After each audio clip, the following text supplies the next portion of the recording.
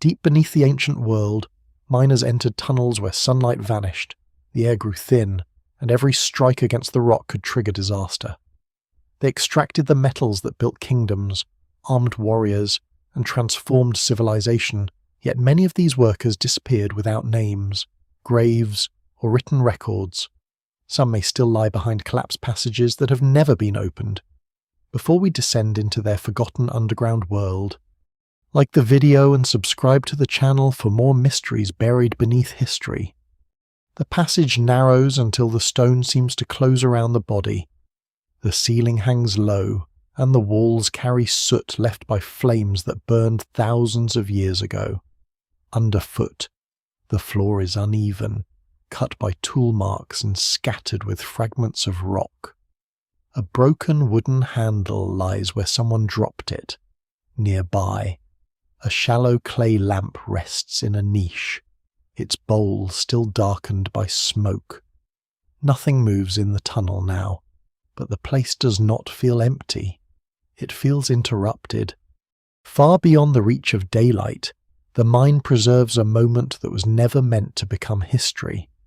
A stone hammer has been left beside an unfinished face. In one chamber, charcoal remains where workers once heated the rock before striking it with heavy tools. In another, the ceiling has fallen, sealing a branch of the workings behind tons of stone. Whether anyone lies beyond that collapse is unknown. The evidence remains incomplete, and ancient mines rarely surrender their stories easily. Yet what survives in the darkness suggests that the people who worked here did not always leave in an orderly way. Before we go deeper, take a moment to like the video and subscribe, if this is the kind of history and mystery you enjoy. The miners who once entered places like this belong to a world transformed by materials hidden underground. They came with purpose, knowledge, and a willingness to accept dangers that would have been obvious even to the earliest worker. The rock could split without warning, shafts could flood, smoke from fires and lamps could thicken until breathing became difficult. A misplaced blow might bring down a roof already weakened by generations of digging.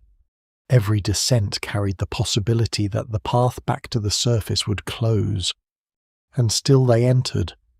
Across Europe, the Near East, Africa, Asia, and the Americas, ancient communities cut into hillsides, sank shafts through chalk and clay, and followed mineral veins beneath the ground.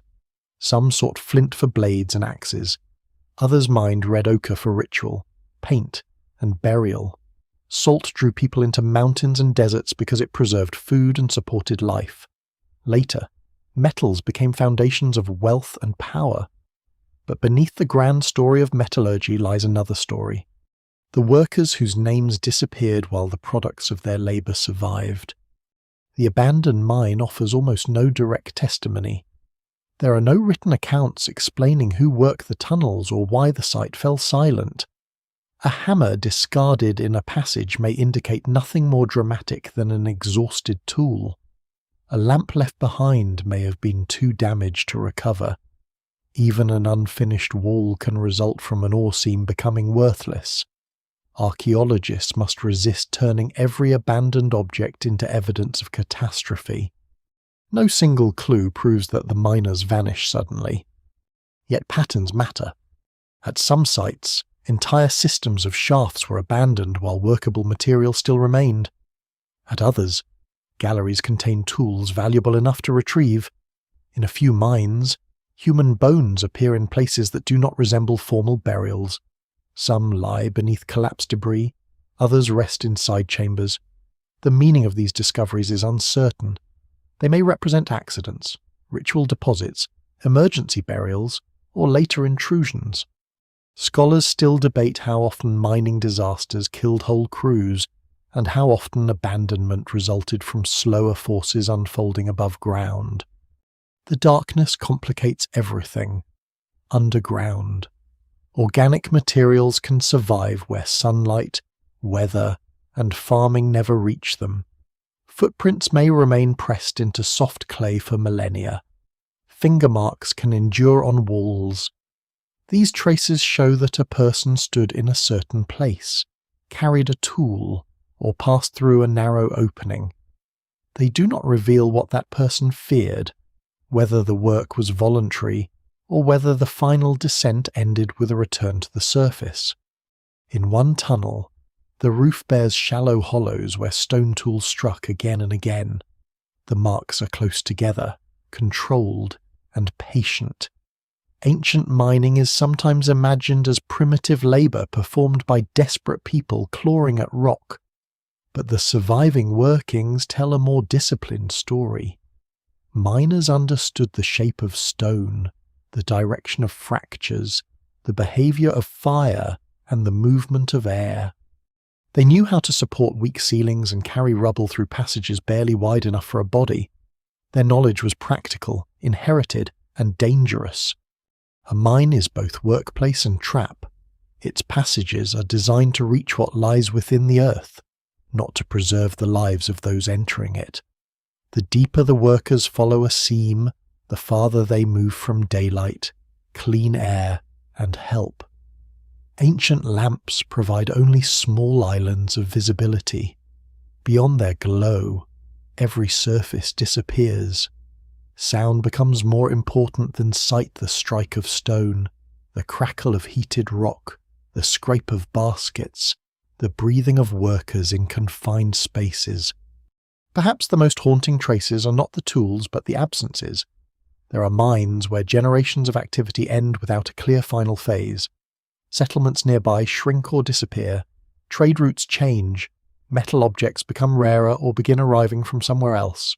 The workers vanish from the archaeological record not as individuals but as a missing system. Their knowledge, routines, and social world dissolve, leaving only tunnels whose scale proves that many hands once laboured there. The phrase disappeared beneath the earth carries two meanings. Some miners may truly have died underground, sealed by collapse or lost in flooded chambers that have never been reopened. Others disappeared in a broader sense. They survived, walked away, joined new communities, or abandoned mining when the rewards no longer justified the danger. But history forgot them because their lives were rarely recorded.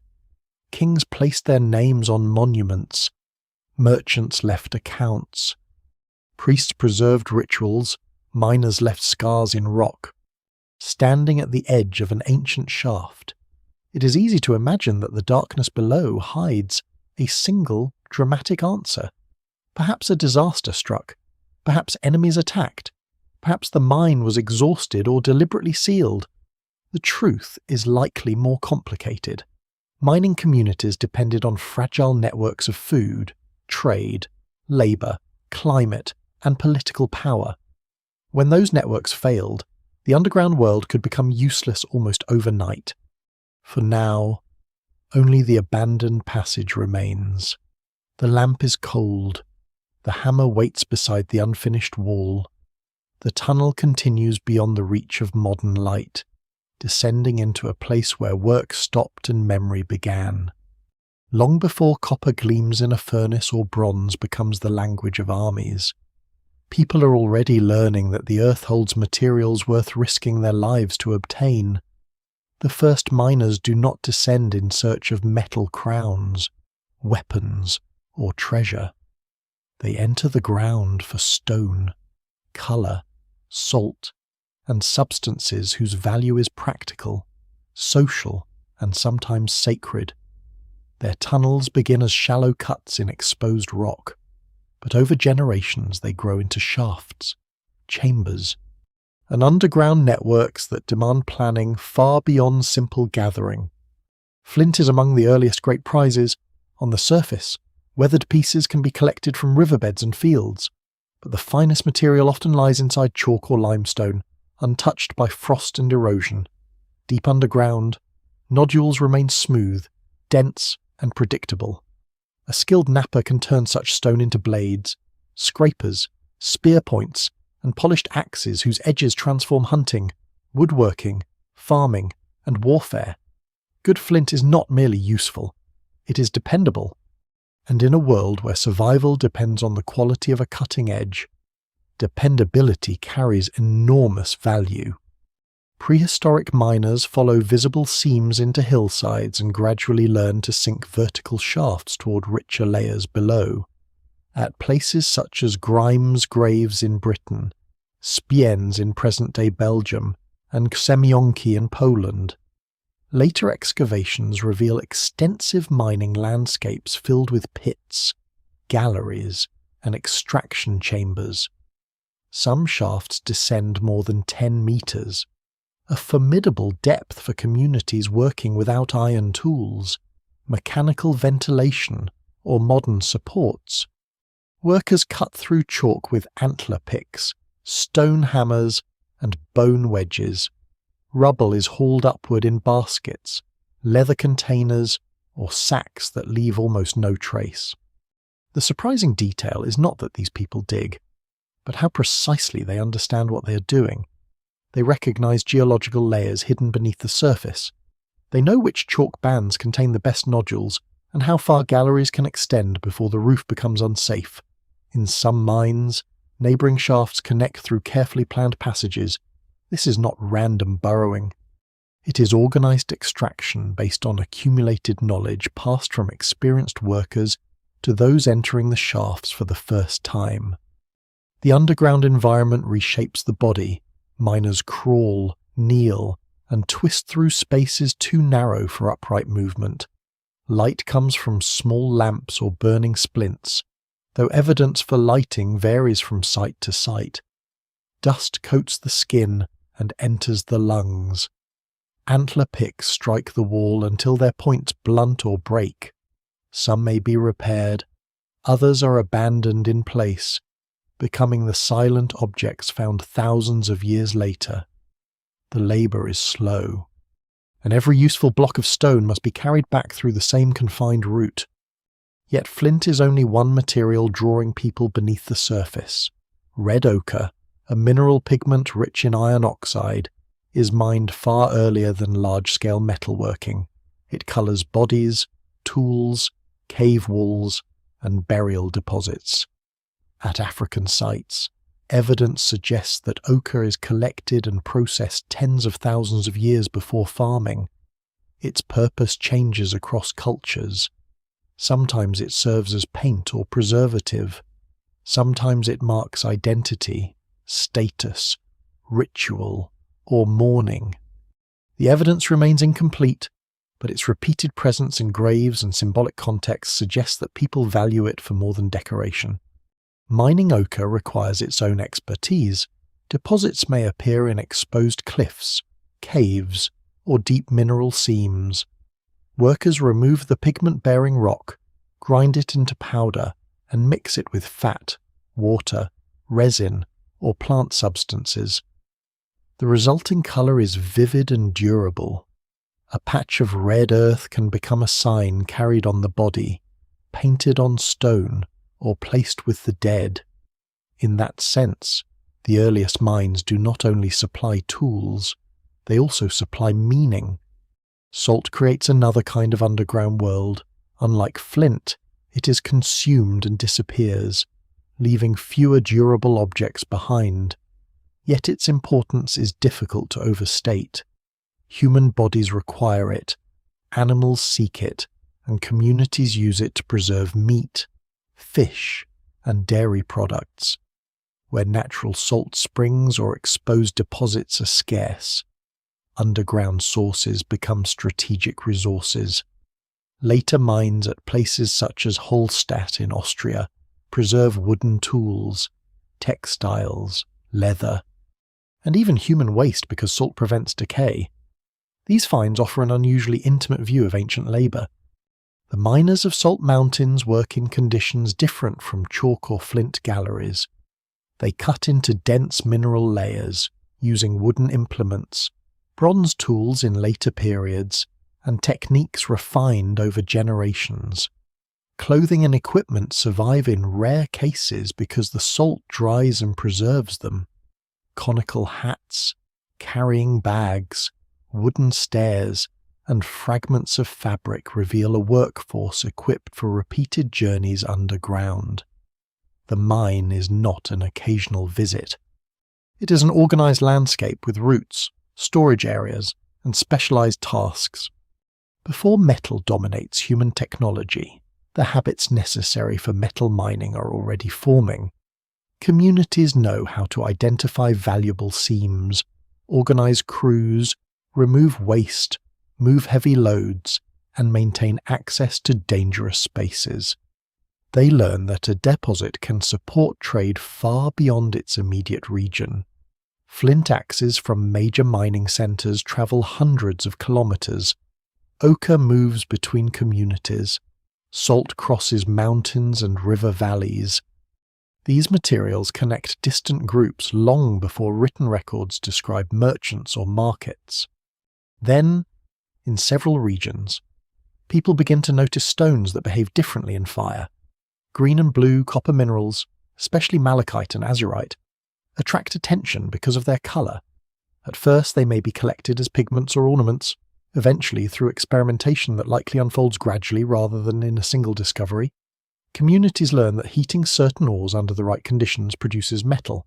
Copper can be hammered, melted, reshaped, and repaired in ways stone cannot.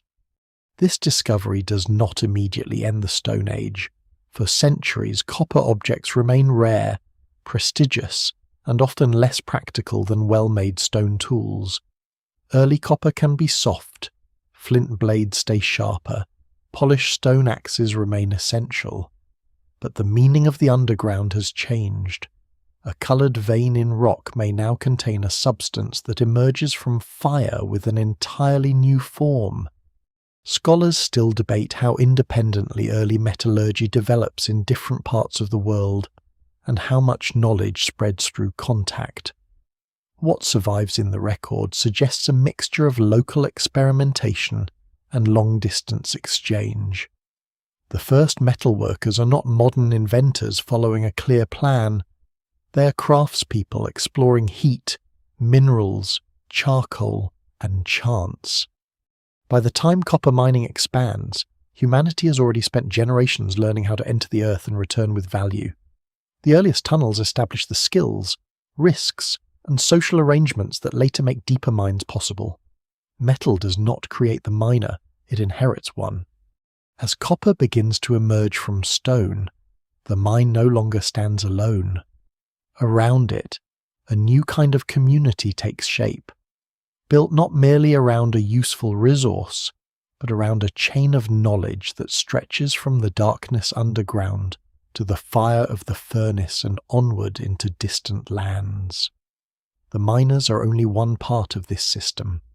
Others cut timber for supports and charcoal, carried water, prepared food, shaped tools, sorted ore, tended furnaces, guarded valuable stockpiles, and transported finished metal along routes that may have crossed mountains, rivers, deserts, and coastlines. What begins as extraction becomes an entire social world. These communities are rarely easy to identify. Ancient mines often survive more clearly than the settlements connected to them, because stone tunnels endure while houses, shelters, and work camps vanish under erosion or later building. A scatter of pottery, charcoal, broken tools, and animal bones may be all that remains of the people who once lived nearby. In some regions, miners probably occupied permanent villages. In others, they arrived seasonally, working during months when snow, heat, rainfall, or agricultural demands made excavation possible. The evidence remains incomplete, and the organization of labor likely varied greatly from one place to another. What survives in the record suggests that mining knowledge often stayed within close networks. Families may have passed techniques from one generation to the next, teaching children how to recognize ore-bearing rock, prepare tools, judge unstable ground, and interpret the sounds of cracking stone. Some skills are too dangerous to learn through trial alone. A worker who misreads a fracture line may bring down a ceiling. One who overheats a wall during fire setting may fill a gallery with smoke or shatter more rock than intended. Experience becomes a form of protection, and those who possess it gain status even if their names never enter written history. The surface around a mine would have been busy with tasks that left only faint archaeological traces. Ore had to be separated from useless rock. Large pieces were crushed with hammer stones, then sorted by colour, weight, and texture. The richer fragments moved toward roasting hearths or furnaces, while waste accumulated in heaps. In some mining districts, these piles still shape the landscape thousands of years later. They are monuments without inscriptions, made not to glorify rulers but as the unavoidable residue of labour. Food was as important as ore. A mining settlement could not survive on stone and ambition. Workers needed grain, meat, dairy products, salt, fuel, clothing, rope, baskets, timber, and replacement tools. This created dependence on surrounding farmers and herders. Some miners may also have farmed, dividing the year between fields and shafts. Others were probably supported by communities that expected metal, stone, or salt in return. Once mining reached a certain scale, the people underground depended on people they might rarely see. This dependence produced trade. A valuable deposit could draw goods from far beyond the local region: pottery styles, ornaments, animal remains, and imported stone found near mining sites sometimes reveal connections stretching over surprising distances. A settlement beside a mine might receive obsidian from one direction, marine shell from another, and livestock from nearby valleys. The mine became a point where landscapes met. Materials travelled in, or travelled out, and ideas moved with both. The workers who carried these goods were not simply wandering merchants in the later historical sense. They might be kin, seasonal visitors, caravan leaders, boat crews, or intermediaries linked by marriage and obligation. Exchange did not always require coins or markets. Metal could move through gifts, tribute, alliance, ritual, or negotiated reciprocity. A copper axe might serve as a tool, a symbol of rank, a bride wealth payment, or an object placed with the dead. Its journey through society could be more important than its practical use. Mining communities therefore occupied an unusual position. They were tied to a fixed place because the deposit could not be moved, yet their survival depended on movement. Ore came from a specific mountain or valley, but the people, food, fuel, tools, and finished products circulated constantly. This tension shaped their identity. They belonged to the mine, but they also belonged to networks extending far beyond it. Some settlements may have grown wealthy, others may have remained harsh labour camps controlled by distant elites. Archaeology does not always reveal who held power. A large house near a mining district could belong to a local leader, an administrator, or simply an extended household. Storage buildings may indicate communal planning or elite control. Defensive walls might protect the population from raiders, but they might also protect stockpiled ore from neighbouring rivals. No single model fully accounts for the variety of ancient mining societies. What seems clear is that specialisation increased over time. The deeper the workings and the more complex the smelting process, the harder it became for every household to perform every task.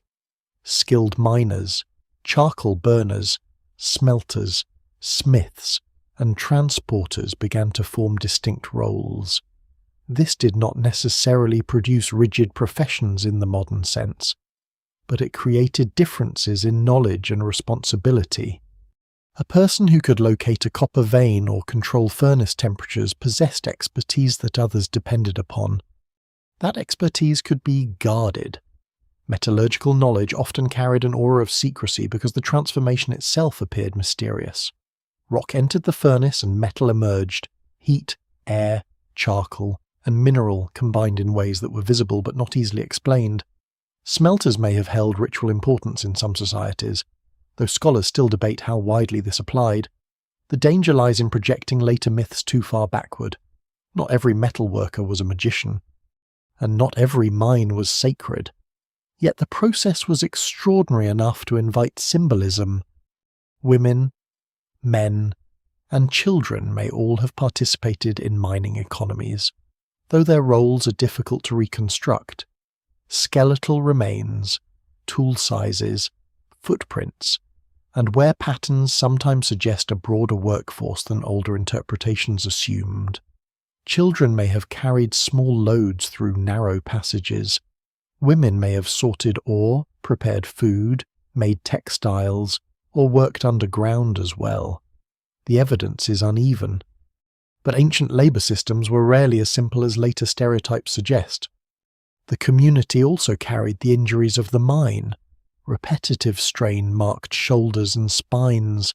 Dust damaged lungs. Falls broke limbs. Poor nutrition weakened bodies during hard seasons. Yet these people were not merely victims of labour. They possessed skill, resilience, and social ties strong enough to sustain difficult work across generations. By now, the mine had become more than a hole in the ground. It was the centre of a living network, drawing families, specialists, traders, animals, fuel, and ambition into its orbit. The metal leaving its tunnels would travel farther than most miners ever did. Their products entered palaces, graves, farms, and battlefields, while their own lives remained tied to the mountain, where every layer of rock held both promise and danger. By the time mining communities become established, the descent underground is no longer an improvised adventure. It is work, repeated day after day, measured in loads of rubble, lengths of tunnel, and the slow advance of a cutting face through resistant stone. Yet routine does not make it safe. Every journey below the surface removes the worker from sunlight, fresh air, open space, and the ordinary protections of life above ground. The mine creates its own environment, one governed by darkness. Heat, dust, water, smoke, and the uncertain strength of the surrounding rock. The entrance is the first boundary. Some workings begin as open pits where miners can still see the sky, but productive seams often lead inward or downward.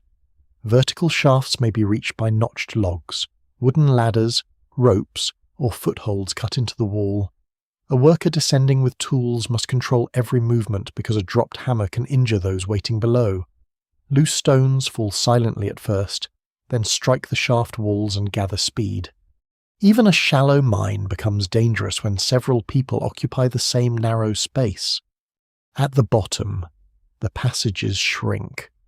Ancient miners rarely remove more rock than necessary because every extra fragment must be broken, lifted, and carried away.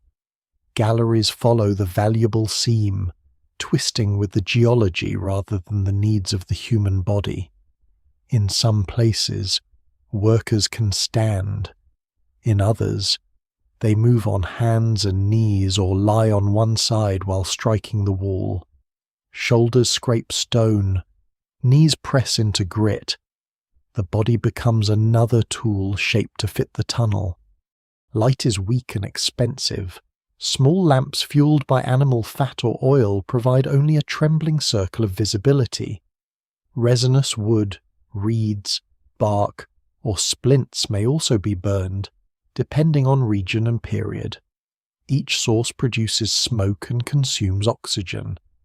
The flame reveals the immediate wall while deepening the darkness beyond it. A worker may see the head of a pick, the surface being cut, and little else. Shadows exaggerate every crack.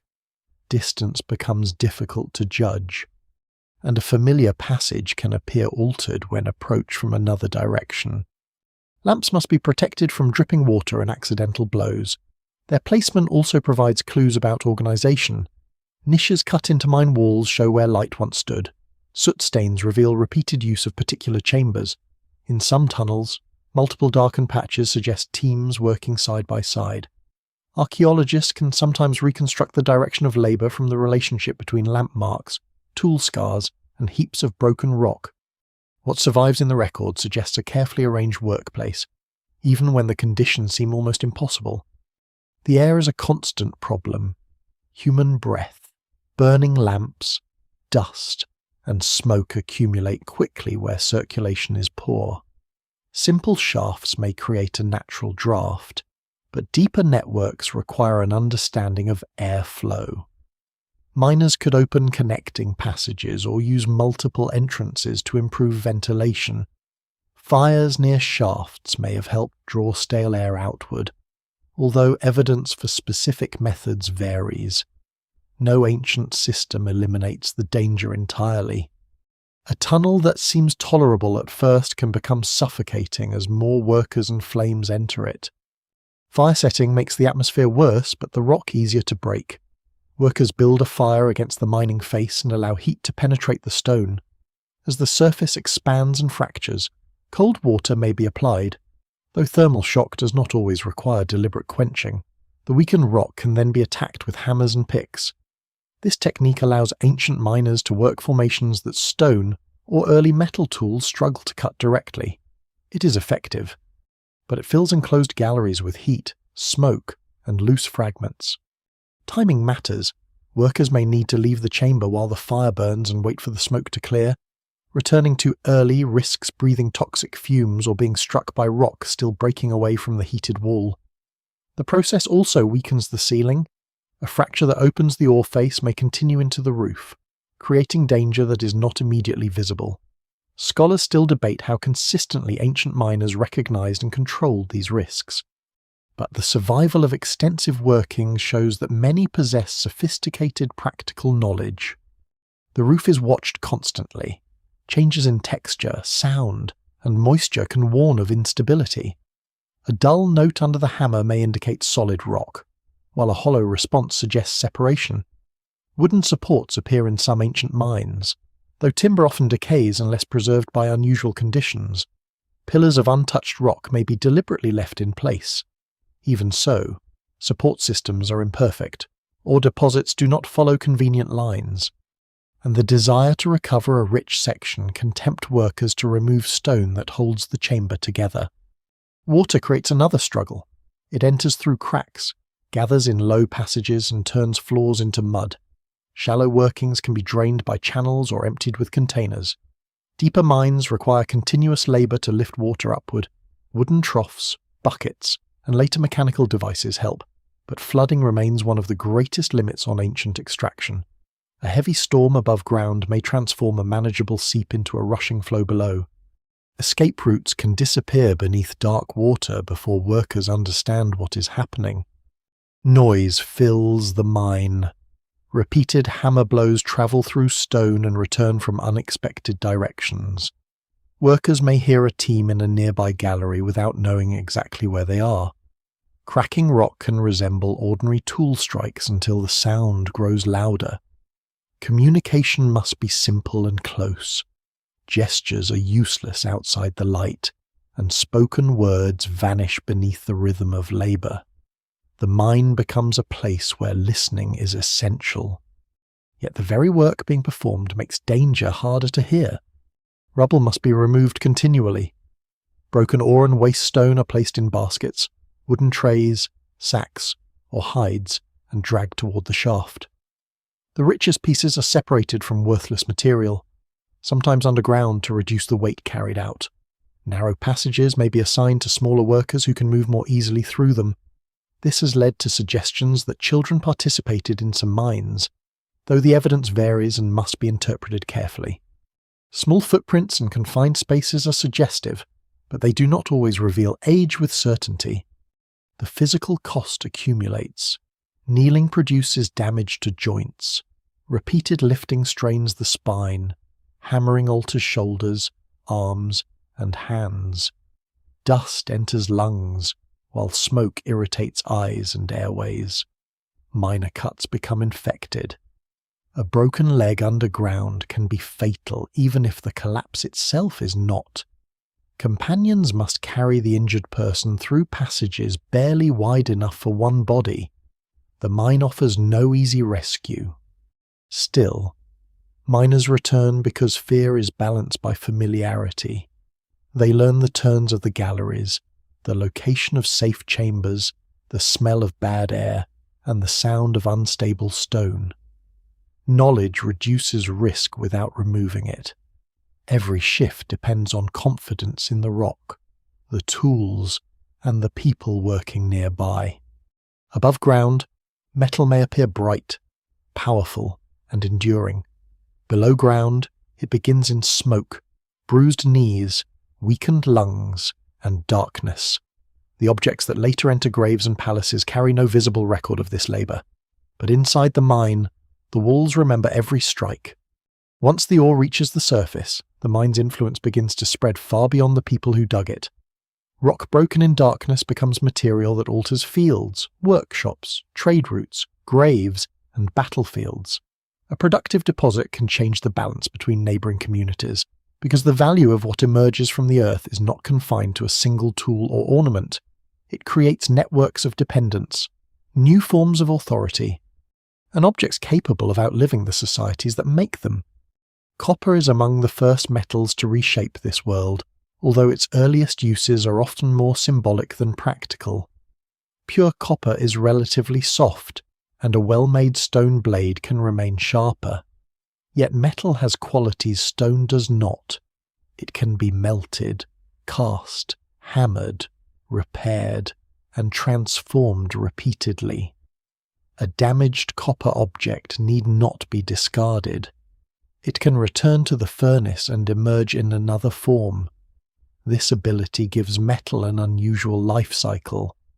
The same material may pass through several hands and several identities across generations.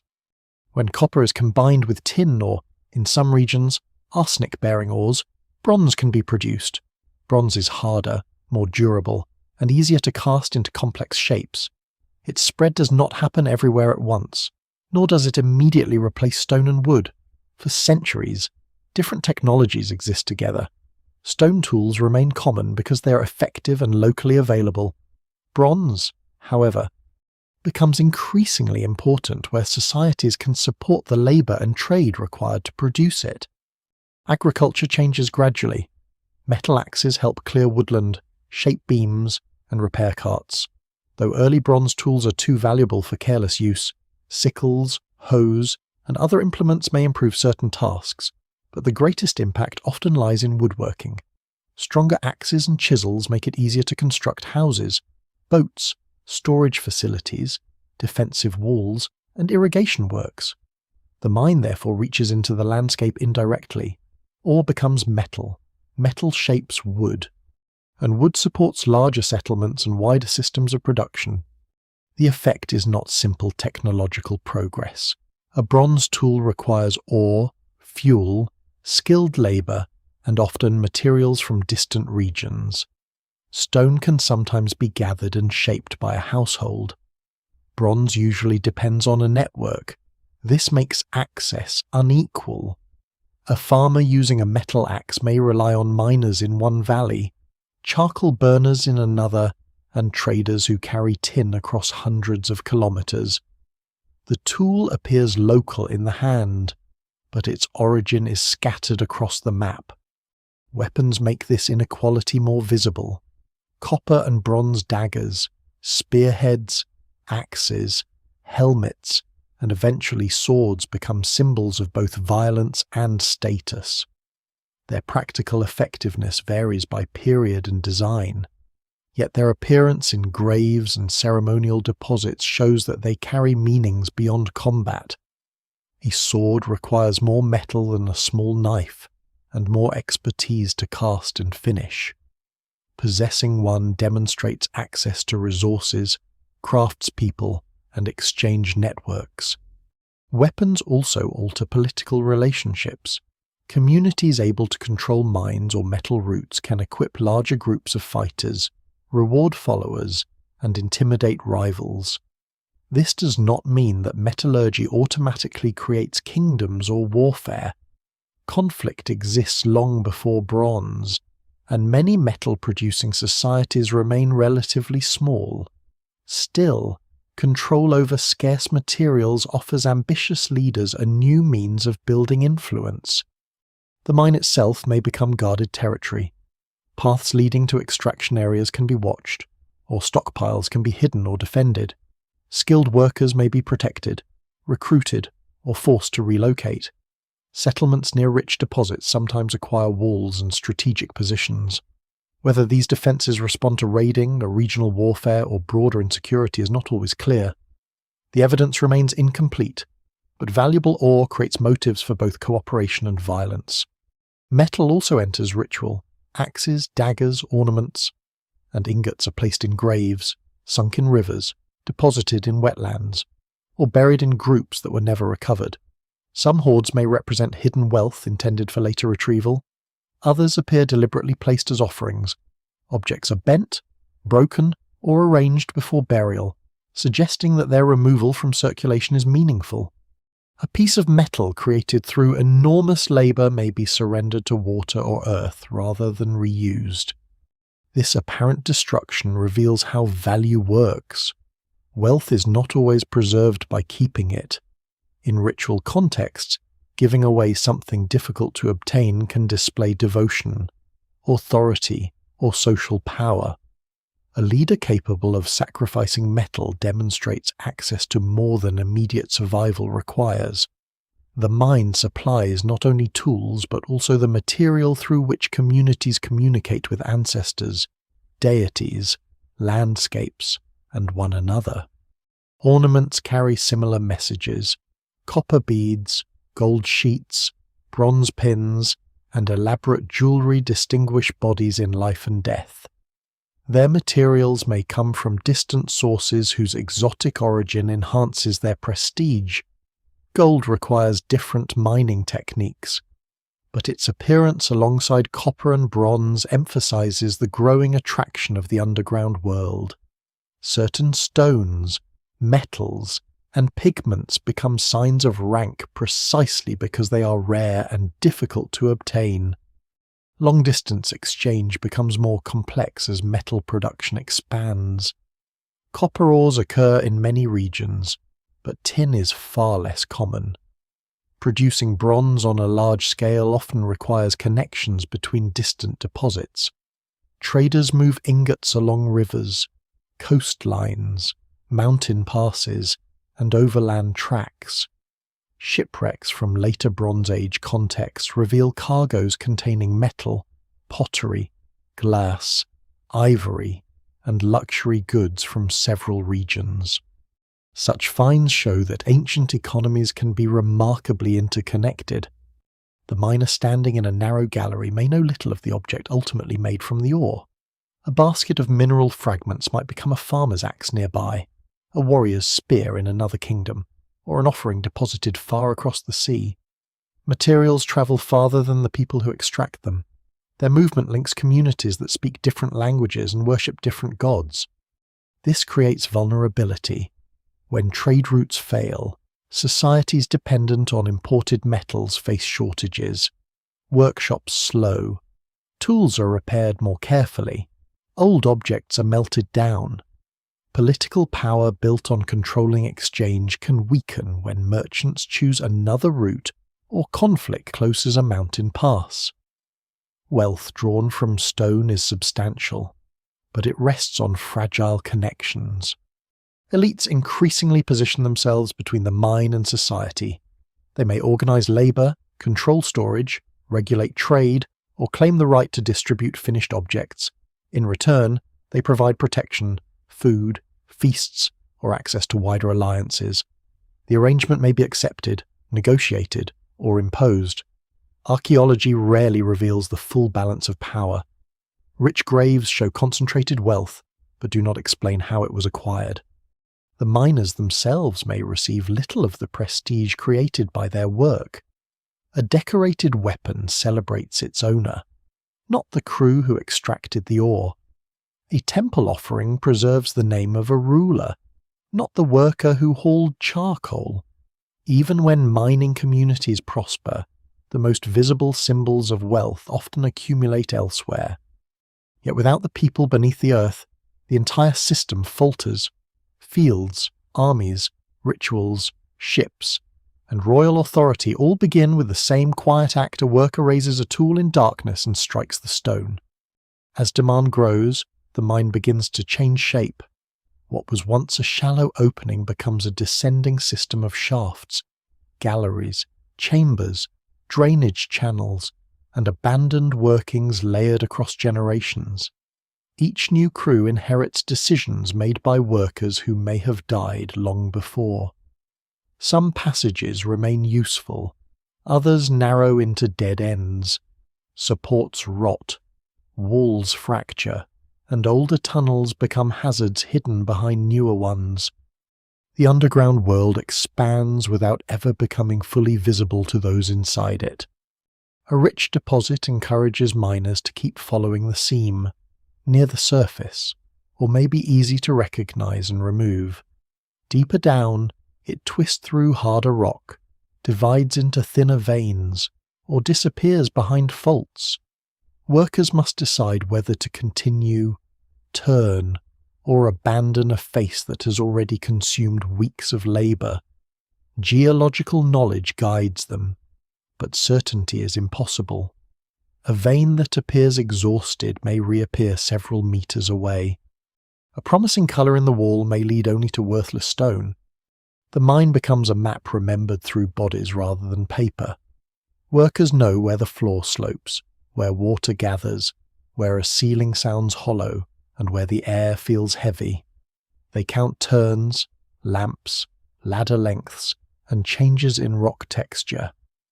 In some places, markings scratched into walls may have helped identify roots or ownership, although their meanings are often uncertain. What survives in the record suggests that complex mines required systems of memory shared among experienced crews. New shafts are opened to shorten transport or improve ventilation. Connecting galleries allow workers to reach separate faces without returning to the surface. Waste chambers are filled with broken stone to reduce hauling, sometimes strengthening nearby passages in the process. Valuable ore travels outward while useless rock remains below, packed into spaces already emptied of their prize. This efficient practice can confuse later archaeologists, because ancient backfill may conceal earlier tunnels and make the sequence of work difficult to reconstruct. Depth introduces new problems. Every meter added to a shaft increases the effort required to move ore, water, tools, and people. A basket lifted from 10 meters is manageable. From 50 meters, it becomes part of a continuous transport operation. Ropes wear against stone. Wooden ladders split. Loads swing and strike shaft walls. Workers stationed at different levels may pass containers upward in stages, turning the mine into a vertical chain of labour. Timber becomes essential where natural rock is weak. Beams support ceilings, line shafts, and create platforms. Their survival in ancient mines is rare unless preserved by salt, waterlogging, or extreme dryness. But sockets cut into walls reveal where wood once stood. The quantity required could be enormous. Forests near major mining districts may be stripped not only for supports, but also for fuel used in smelting and fire setting. The mine consumes the landscape above even as it extends farther below. Selecting timber requires skill. Straight trunks are needed for ladders and posts. Flexible branches become handles, baskets, ties, and simple frameworks. Wood must be cut, transported, shaped, and replaced when decay weakens it. A support that appears solid may rot where it touches damp stone. Failure can begin silently. By the time a beam bends or cracks, the surrounding roof may already be moving. Older galleries are particularly dangerous. Miners entering them may not know how much rock remains between one chamber and another. Two teams following the same ore body from opposite directions can approach without realizing it. Hammer blows heard through the wall may offer warning, but echoes distort distance. Breaking unexpectedly into an abandoned void can release water, stale air, or loose debris. The mine contains its own buried past, and every expansion risks uncovering it. Airflow becomes harder to manage as tunnels lengthen.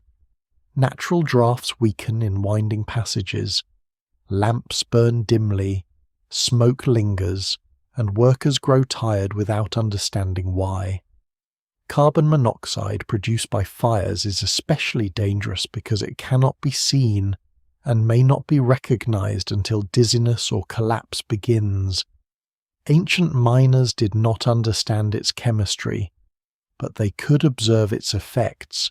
Animals, flames, and human symptoms may have served as practical warnings, though direct evidence for such methods is limited. Water also finds new routes. A shaft can intersect an underground spring or fracture filled with trapped water. At first, seepage may appear harmless. Then the flow increases, filling lower workings faster than containers can empty them. Drainage galleries cut toward a hillside can carry water out by gravity, but they demand considerable planning. In later ancient mines, lifting devices such as water wheels and screw-like mechanisms appear, allowing extraction to continue below the natural water table. Their presence shows how strongly societies desired the ore hidden at greater depth. The deeper mine becomes hotter in some regions, colder in others, but almost always more oppressive. Humidity rises, clothing remains damp, skin softens and cuts more easily. Workers spend longer periods away from daylight, relying entirely on artificial light and familiar routes. A lamp failure is not a minor inconvenience. In a complicated gallery, complete darkness can make movement nearly impossible. Even a person who knows the mine may become disoriented when sight vanishes. Mining crews therefore depend on one another with unusual intensity. A worker at the face relies on those removing rubble. Those below depend on people maintaining ropes and ladders. Everyone trusts someone above to notice when a load stops moving or when a signal fails to arrive. A single careless act can endanger an entire chain. The community underground is held together by coordination, habit, and the knowledge that rescue may be slow or impossible. Expansion also changes the economics of extraction. Near-surface ore may be rich enough to justify modest effort. Deeper mining requires more labor for every useful fragment. At some point, the value of the material no longer matches the cost of reaching it. But that point is difficult to recognize. Communities that have invested generations in a mine may continue working poorer deposits because their identity, trade, and political stability depend on production. The mine becomes not merely a source of wealth, but a commitment from which withdrawal carries its own danger. Scholars still debate how centralized the management of large ancient mines became. Some may have been operated by local households working separate areas. Others required oversight capable of coordinating hundreds of laborers, food supplies, timber deliveries, and metal production. In historically documented societies, states and rulers sometimes claim direct control over mines. In earlier periods, authority may have been less formal, but no less powerful. The expanding labyrinth reflects both ingenuity and pressure. Every new gallery proves that miners have solved one set of problems, yet it creates another. Longer routes strain transport, deeper shafts invite flooding, more fires damage air and rock. More workers require more food, more timber, and stricter organization. Eventually, the mine reaches a scale at which no living person fully remembers its beginning. Its oldest passages are sealed, collapsed, or forgotten. The underground world becomes larger than the community that created it, carrying within its walls the labor of generations and the conditions for a disaster none of them can completely foresee. The deeper the mine extends, the more clearly its effects begin to appear on the surface. Forests thin around the workings, waste rock spreads across slopes, streams turn cloudy where crushed ore and sediment wash downhill. Paths widen under the repeated passage of people, animals, and loaded carts. What once seemed like a source of inexhaustible wealth begins to demand more from the surrounding landscape than the landscape can easily provide. Timber is among the first resources placed under pressure. Mines need wood for supports, ladders, handles, platforms, baskets, shelters, and fire setting. Smelting consumes even more. Producing metal from ore requires intense heat, and intense heat requires fuel. In many regions, that fuel comes from charcoal, made by slowly burning wood under controlled conditions. A single metal-producing district can therefore consume vast quantities of forest over generations. The damage is not always immediate. Woodlands may recover if cutting remains limited and communities manage them carefully. Coppicing, selective felling, and seasonal use can sustain supplies for long periods. Yet major mining centres often push beyond that balance. Trees nearest the mine disappear first. Fuel must then be carried from farther away, increasing the labour needed for every furnace firing. Charcoal burners move deeper into the hills. Transport routes lengthen. The cost of producing the same amount of metal quietly rises. Deforestation changes more than the supply of wood.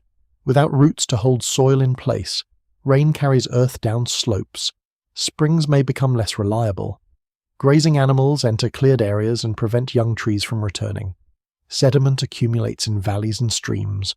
In some landscapes, centuries of mining and smelting leave traces still visible in pollen records and soil chemistry. What survives in the record suggests that ancient extraction could transform entire regions, even when the settlements themselves later vanished. The ore also becomes harder to obtain. Rich surface deposits are removed first because they are easiest to reach. Later workers must pursue thinner veins, deeper seams, and poorer material. More stone must be broken to produce the same amount of metal. Waste heaps grow while finished output may remain unchanged or decline. The difference is not always obvious to those living through it, because production can continue for generations after the richest deposits are gone. This slow exhaustion places pressure on labour. More workers are needed underground, more haulers are needed at the shafts, and more people must crush, wash, sort, roast, and smelt the ore. Food production must expand to support them, yet mining itself draws able-bodied workers away from fields and herds. During harvest, communities may face a difficult choice between securing grain for the coming year and maintaining the flow of metal on which trade or tribute depends. Seasonal organisation can reduce the conflict. Mining may intensify during periods when agricultural work slows, but deep mines cannot always be left unattended. Water must be removed. Supports must be checked. Furnaces and supply networks may operate continuously. Once a settlement depends heavily on extraction, mining begins to set the rhythm of life rather than fitting neatly around it. Dependence creates fragility. A village producing much of its own food can survive poor trade for a time. A specialized mining settlement cannot. Its workers may rely on grain, livestock, salt, pottery, cloth, and tools brought from elsewhere. If a road closes, a river route becomes dangerous, or a neighbouring region suffers crop failure, hunger reaches the mining district quickly. The wealth beneath the ground cannot be eaten. Storage pits and granaries near mining centres suggest attempts to manage this risk. Surplus food can carry a workforce through winter or temporary disruption. Yet stored grain also becomes a source of power. Whoever controls the stores can control labour. Rations may be distributed according to rank, skill, debt, or obedience. Archaeology rarely reveals the exact terms, but unequal access to food and valuable goods may leave traces in housing, burials, and skeletal health. Some individuals live better than others. Larger houses, imported pottery, decorated weapons, and rich graves appear beside evidence of physical hardship in the wider population. This does not prove that every mining society is sharply divided, but it shows that the wealth produced underground is not always shared evenly. Those organizing trade or controlling ore may accumulate prestige, while those performing the most dangerous work remain poorly represented in elite burials. The contrast can become severe.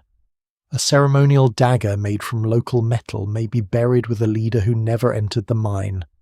A worker who spent years below ground may be placed in an unmarked grave or leave no identifiable burial at all. The object survives. The labourer disappears. Labour shortages may encourage communities to recruit outsiders. Migrants arrive from neighbouring valleys or distant regions, drawn by opportunity, obligation, or coercion. Captives taken in conflict may be forced to work. Debtors may exchange labour for food or protection. Family groups may move voluntarily to prosperous mining districts. Scholars still debate how common forced labour was in prehistoric mines, because written evidence is absent and skeletal remains rarely reveal legal status.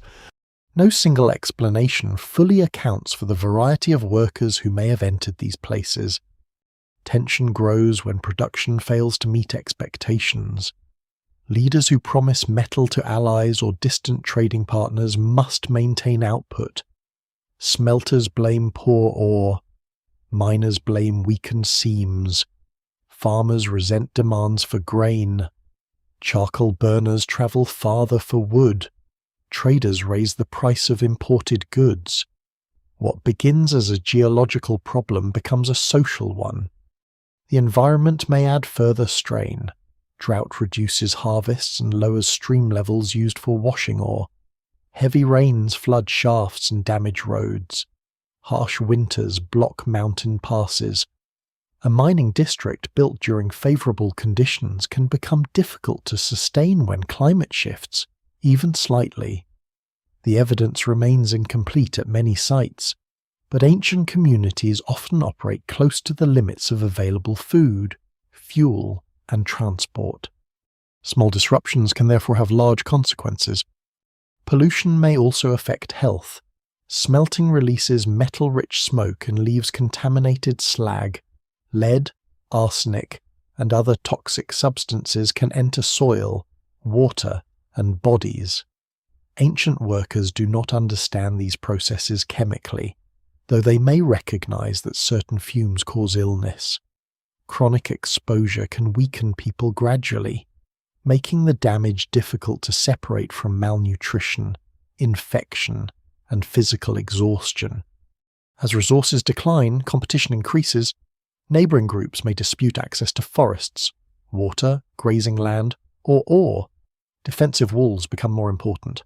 Armed escorts accompany shipments. Hoards are buried during periods of insecurity. Some are later recovered, but others remain hidden, suggesting that their owners never returned. The mine that once bound a community together now begins to divide it. It demands more labour while producing poorer returns. It enriches some while exhausting others.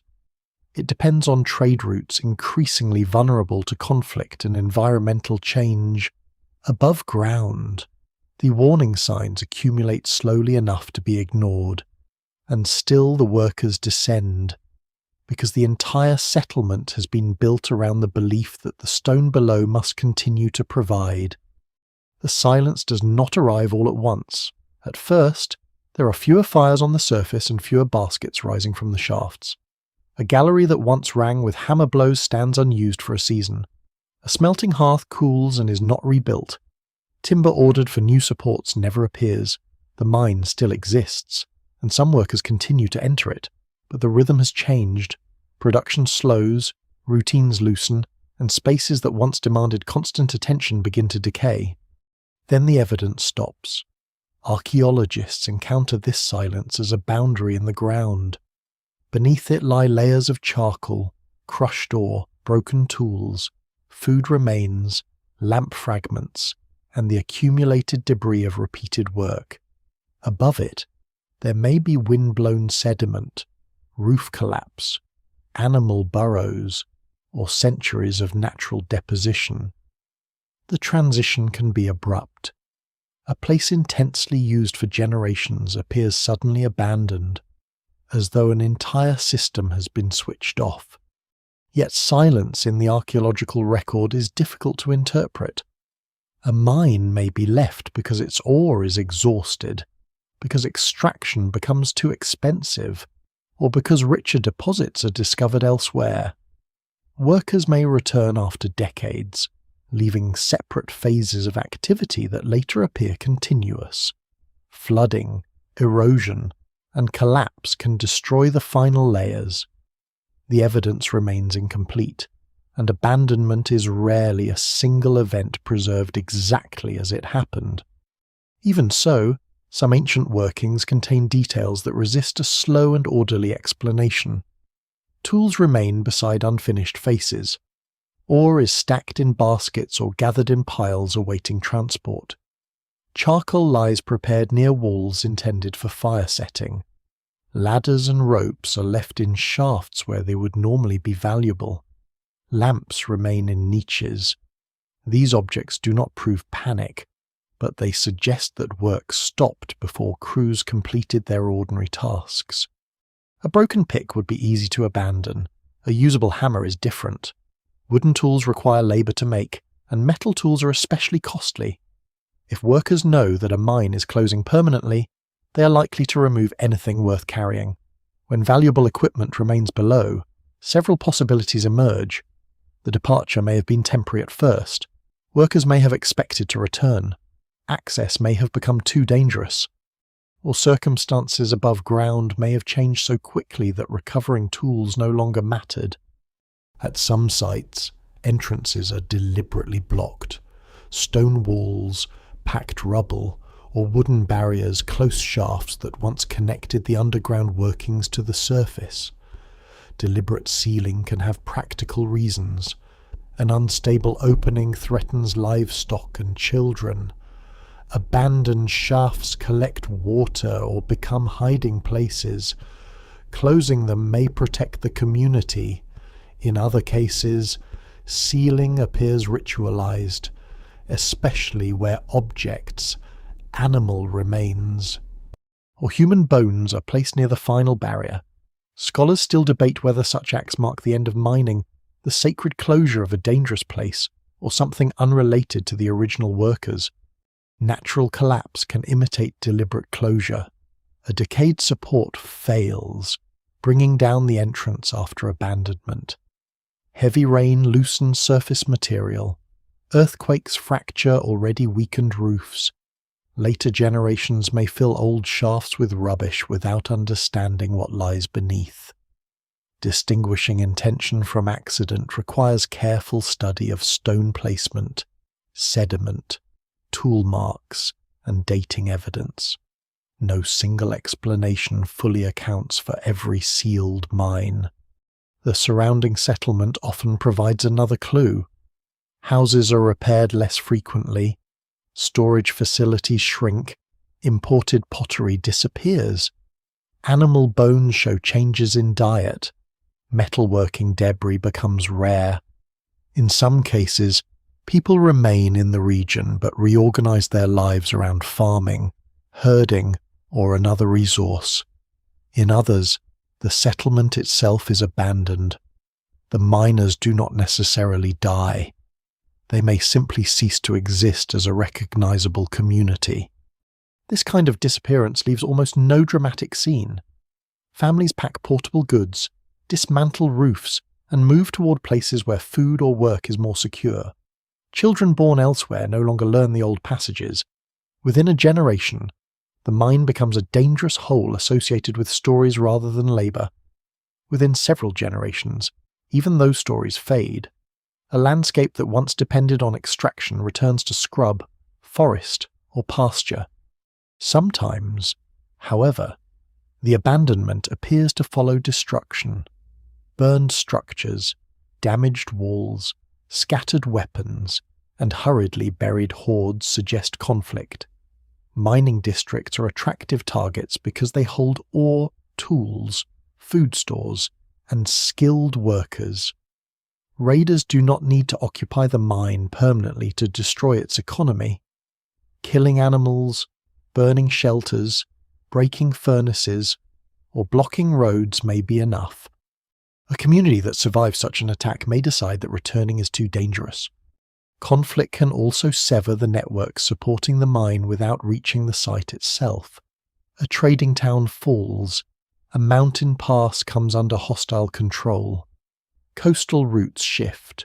A ruler who once guaranteed protection loses power, or remains underground. But the system that made it valuable collapses. The mine falls silent not because the deposit is empty, but because there is no reliable way to feed workers or move metal. At other sites, Environmental change seems more important. Drought weakens nearby agriculture. Floods repeatedly damage lower workings. Forest depletion makes charcoal too costly. Soil erosion reduces pasture. A settlement may endure one bad year, perhaps several, but prolonged strain changes the calculation. Continuing to mine becomes less important than finding land where families can survive. The most haunting discoveries are those where the final working surface remains almost untouched. A tunnel ends at a fresh scar in the rock. Hammerstones lie beneath it. A lamp stands nearby. Dust and small flakes cover the floor exactly where they fell. There is no evidence of a completed extraction, no organized clearing, and no sign that anyone returned. Perhaps the crew left at the end of an ordinary shift and found the entrance blocked the following morning. Perhaps news arrived that their settlement was under attack. Perhaps a death, flood, or structural warning forced immediate evacuation. Archaeology can describe the final arrangement of objects, but it cannot always reconstruct the decision behind them. What survives in the record suggests that many mines did not end with a single spectacular disaster. More often, the silence grew from several pressures acting together: declining ore, unstable tunnels, weakened trade, environmental damage, political conflict, and exhausted communities. One problem made another harder to solve until the entire system lost the ability to recover. Still, the unfinished tools matter. They preserve the moment when intention and reality separated. Someone expected to return. Someone placed a lamp in the wall, raised a hammer, and continued following the vein. Then the work stopped, and the darkness remained undisturbed long enough for history to forget why. Human remains change the atmosphere of an ancient mine more completely than any broken tool or abandoned lamp. A collapsed gallery can be studied as a problem of engineering. A sealed entrance can be interpreted as an act of closure. But a skeleton beneath the rock introduces a life, a final position, and a question that cannot be reduced to geology alone. The mine is no longer only a workplace that fell silent. It becomes a place where someone may have died, been placed, or deliberately forgotten. The first difficulty is determining whether the dead belong to the miners at all. Caves and abandoned shafts often attract later visitors. Shepherds seek shelter in them. Communities use them for burial. Animals drag bones into passages. Sediment carries fragments downward through cracks. A skeleton found deep inside an ancient working may date centuries after extraction ended. Without careful excavation and scientific dating, the most dramatic interpretation can also be the least reliable. When remains are securely connected to a mining phase, their position matters. A body beneath a roof fall may suggest a fatal collapse, especially when tools or lamps lie nearby. Fractured bones can strengthen that interpretation, though pressure from stone after death may produce similar damage. A person found in a transport passage could have been struck by falling debris, overcome by bad air, or injured elsewhere and carried only partway toward the surface. The evidence remains incomplete because death underground rarely preserves a simple scene. Some skeletons lie in postures that imply sudden entrapment. Limbs are twisted against narrow walls, hands rest near the head as though shielding the face. The body may be pressed beneath blocks too large for companions to remove. Such discoveries appear to capture the final seconds of disaster. But even here caution is necessary. Bodies shift as flesh decays, sediment settles, and water moves through a tunnel. Archaeologists must distinguish a death pose from changes occurring over centuries. In other cases, the remains appear arranged. Bodies are placed in side chambers, shallow pits, or niches away from the main working route. Grave goods may accompany them: a tool, vessel, ornament, animal bone, or small quantity of ore. These are not always accidental deaths left where they occurred. They may represent formal burials conducted after a worker died underground or nearby. A mine could become a cemetery because it was already associated with ancestors, dangerous power, or the hidden interior of the earth. The idea of ritual burial inside a mine is compelling, but it can easily be overstated. A side chamber may simply have offered the nearest protected place to leave a body when transport was difficult. Frozen ground, conflict, disease, or distance from the settlement could alter normal burial practice. A tool beside the dead may be a personal possession, a ritual offering, or an object already lying in the passage. No single explanation fully accounts for every deposit. Children's remains present some of the hardest questions.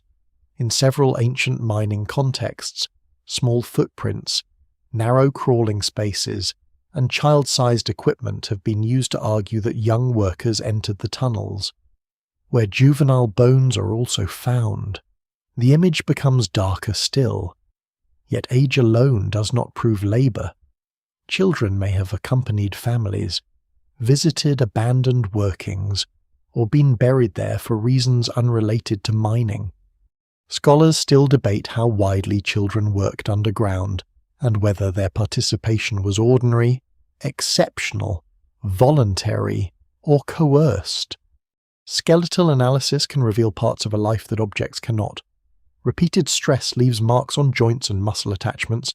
Knees, shoulders, spines, and hands may show patterns consistent with carrying, hammering, crawling, or lifting. Healed fractures reveal earlier accidents survived. Dental wear can indicate gritty diets contaminated by stone dust. Isotopes preserved in teeth may show whether a person grew up locally or migrated from another region.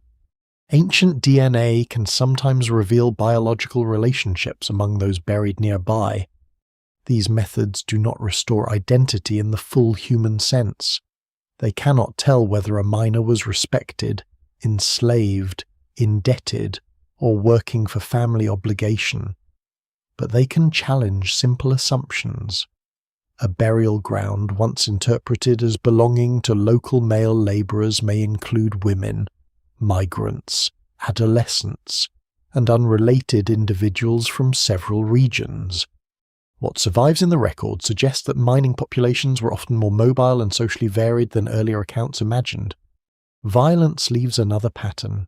Sharp force injuries, embedded weapon points, defensive wounds, and unhealed fractures may indicate attack rather than accident.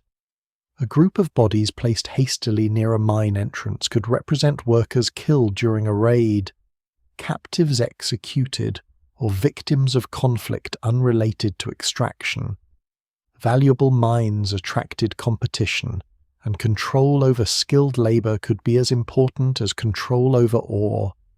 Yet violence is difficult to separate from the hazards of work.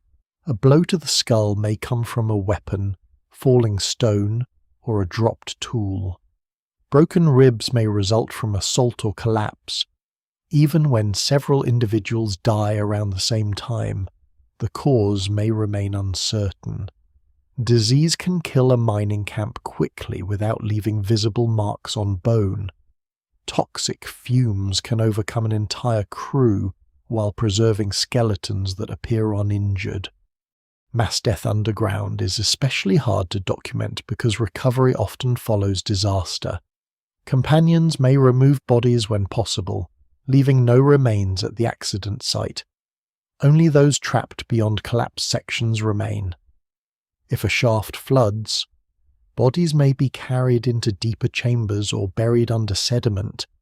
The absence of skeletons, therefore, does not mean the absence of death. Mines could claim many lives while preserving very few. Conversely, a cluster of remains does not necessarily record a single catastrophe. A chamber might receive burials over generations. Bones may be moved, mixed, or disturbed by later mining. Radiocarbon dates sometimes reveal that individuals found together died decades or centuries apart. The visual impression of one event dissolves under analysis into a longer and more complicated history. There is also the possibility of sacrifice. Mines in many cultures are associated with dangerous spiritual forces, and offerings may be made before opening, expanding, or closing a working. Animal remains, pottery, food, tools, and human bones can appear in deliberate deposits, evidence for human sacrifice. However, must be handled with particular care. Popular accounts often favour dramatic explanations, but most unusual burials do not prove ritual killing. Without clear signs of deliberate death and ceremonial placement, sacrifice remains only one disputed possibility. Perhaps the most revealing remains are those lacking ceremony altogether. An isolated skeleton lies in a forgotten passage, with no grave goods, no formal pit, and no sign that anyone recovered it. The person may have been trapped where rescue was impossible. The mine closed around the body, and the community moved on. Generations later, the tunnel collapsed further, sealing the dead inside a landscape of abandoned labour. Such discoveries expose the deepest imbalance in the history of mining. Metal objects travel into royal tombs and museum cases, polished and named. The workers who made them possible survive as damaged bones beneath stone, often without a name, a story, or even certainty about how they died. The mine preserves them not because society chose to remember, but because the earth refused to release them. When disaster comes underground, it does not always announce itself with a single violent collapse. Sometimes it begins as a change in the air, a thin stream of water appearing beneath a wall, or a faint cracking sound heard between hammer blows. The signs may be ordinary enough to ignore because mines are never completely silent or stable. Water drips, timber shifts, stone settles. Workers learn to live among these noises. And that familiarity can become dangerous when the mine begins to fail in ways that resemble its normal behaviour. A roof collapse is the most visible threat. Ancient miners remove the very material that supports the ground above them, creating spaces that did not exist in nature. Pillars of untouched rock and wooden beams can distribute pressure, but the weight never disappears. It moves into the remaining walls, floors, and supports. A chamber that appears secure during excavation may become unstable months or years later as fractures slowly widen. The first failure may involve only a few stones. Dust falls from the ceiling, a support bends, small fragments strike the floor. Experienced workers recognize such warnings and leave the area, but escape is not always immediate. Tools, lamps, and baskets block narrow routes. A miner crawling at the working face may need several minutes to reach a passage where standing is possible. If the ceiling fails behind the first person, others can be sealed farther inside. A major collapse does not need to crush everyone directly. It can block the only route to the surface, destroy ventilation, or cut off drainage. Workers who survive the initial fall may remain trapped in intact chambers.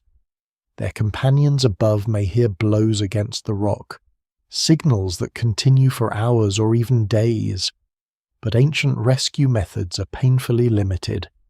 Digging through unstable debris risks causing a second collapse without accurate maps. Rescuers may not know which direction offers the shortest path. At some ancient mines, secondary shafts may have provided another escape route. In others, a single narrow opening connected the entire underground system to daylight. The efficiency of using one entrance becomes a deadly weakness during disaster. If its ladder breaks or the shaft fills with rubble, the mine becomes a sealed cavity. Timber supports introduce another danger fire. Wood is necessary for ladders, platforms, and reinforcement, while lamps and fire setting create constant sources of ignition. Damp beams do not burn easily, but dry wood near active workings can catch. Smoke travels through galleries unpredictably, pushed by drafts that normally provide fresh air. A small fire in one chamber may poison workers far away before flames reach them. Ancient miners understand smoke as a threat, but they cannot see carbon monoxide or other toxic gases produced by incomplete combustion. A worker may feel headache, confusion, or weakness and mistake the symptoms for exhaustion. Judgment fails first. The person who should leave may instead sit down. Others entering to help can collapse in the same air. When several bodies are found without obvious injuries, poisoning becomes a possible explanation. though gases leave little direct archaeological evidence. Natural gases can also collect in poorly ventilated spaces.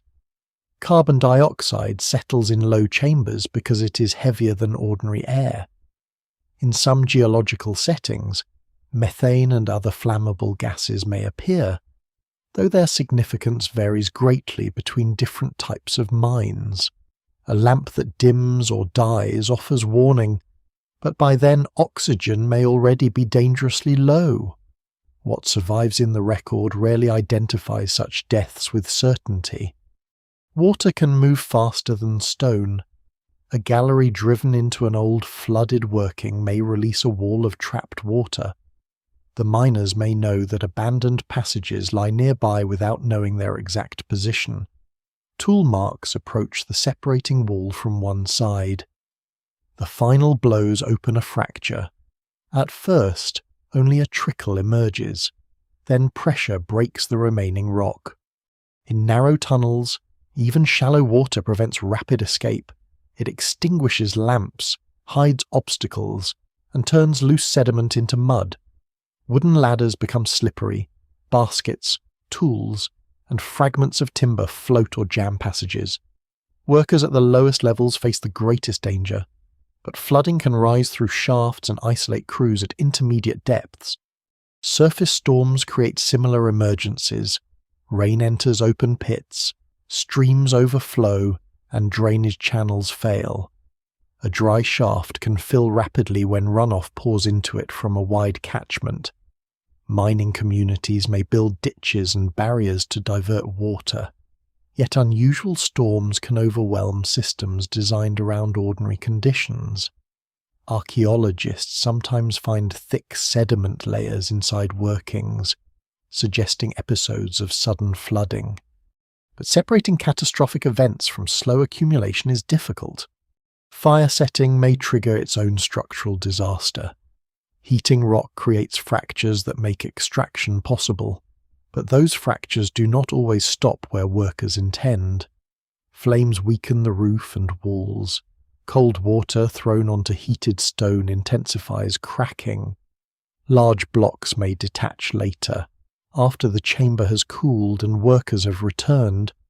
The technique that makes the mine productive also makes its behavior less predictable. Earthquakes add a threat beyond human control.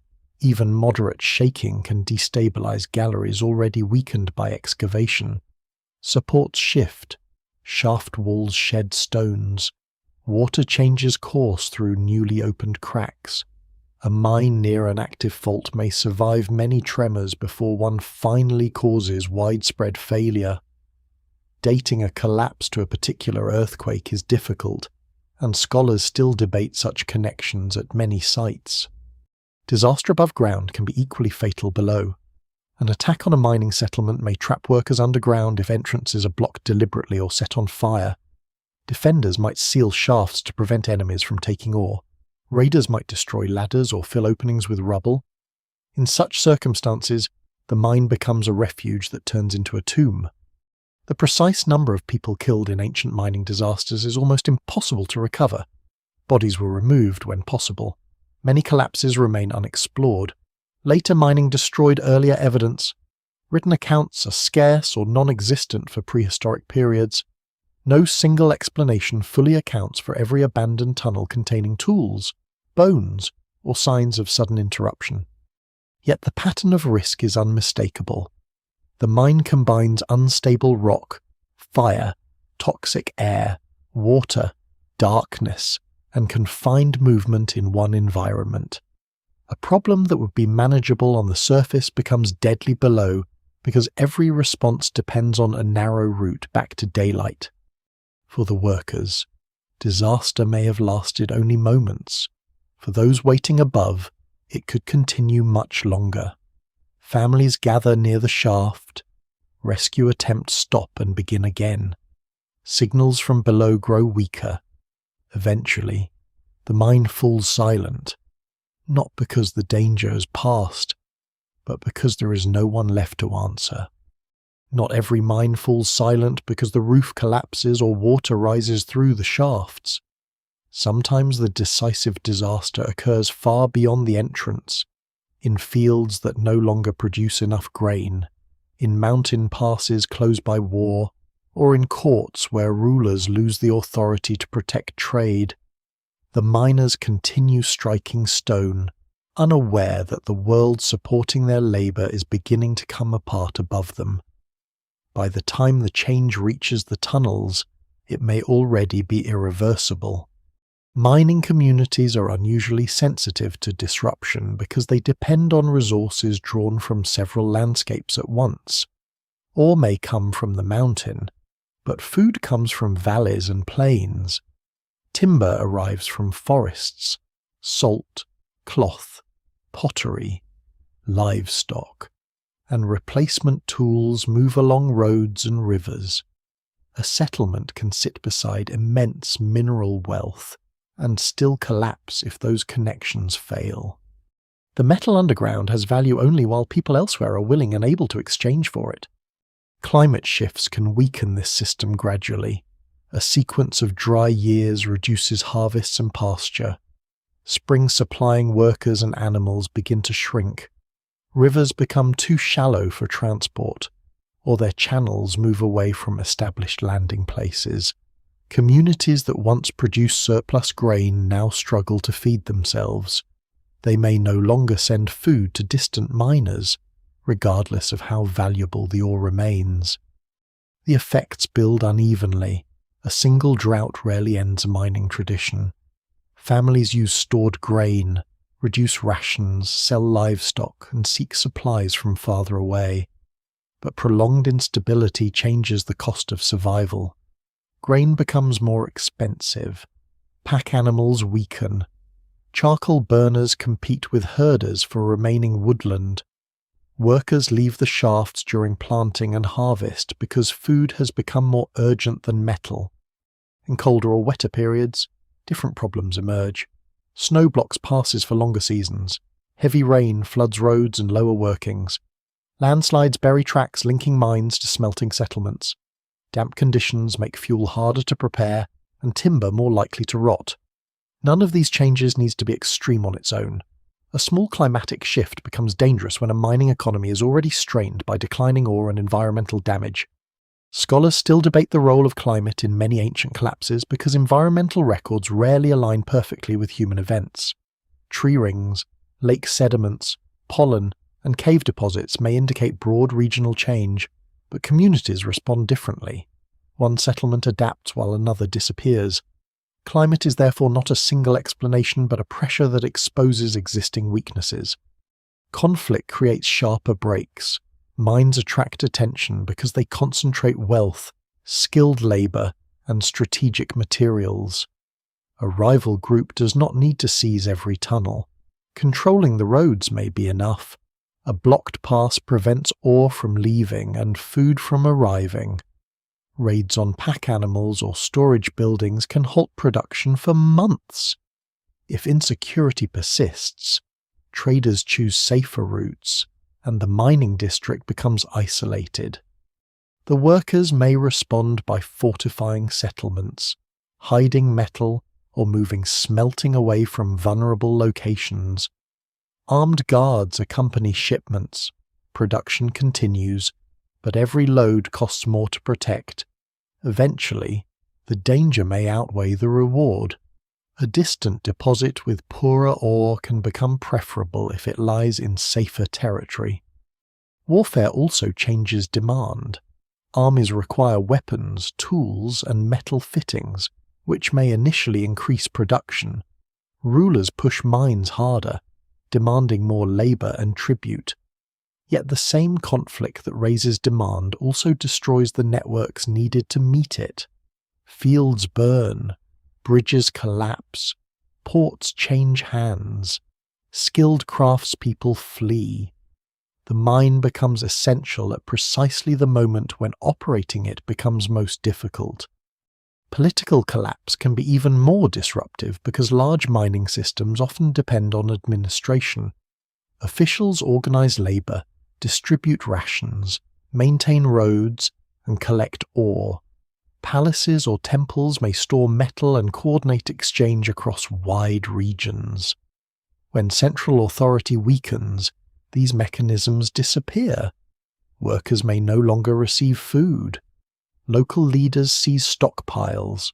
Records stop. Contracts lose meaning because no power remains to enforce them. This does not always produce immediate abandonment.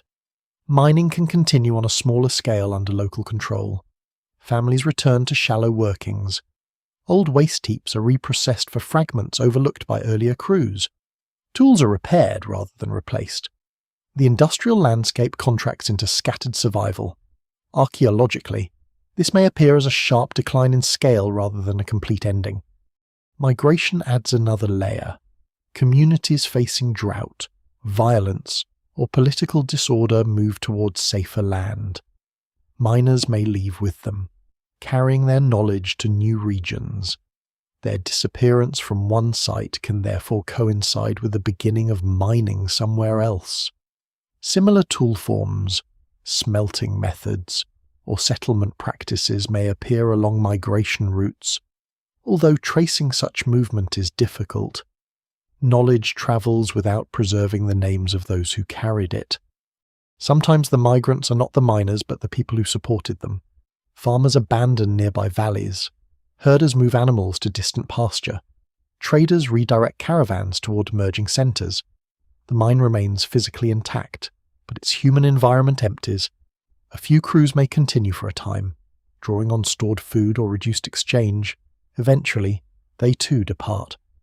Disrupted trade is especially damaging where bronze production depends on distant tin. Copper may remain available locally, yet without tin the alloy changes. Craftspeople turn to recycled objects, alternative ores, or different technologies. Metal hoards are melted down. Broken weapons and ornaments become raw material. The circulation of old metal can temporarily hide the decline of new mining, because workshops remain active even as extraction falls. Over time, however, recycling reveals scarcity. Objects become smaller or simpler. Repairs become more common. Elite burials contain less metal. Trade goods from distant regions disappear.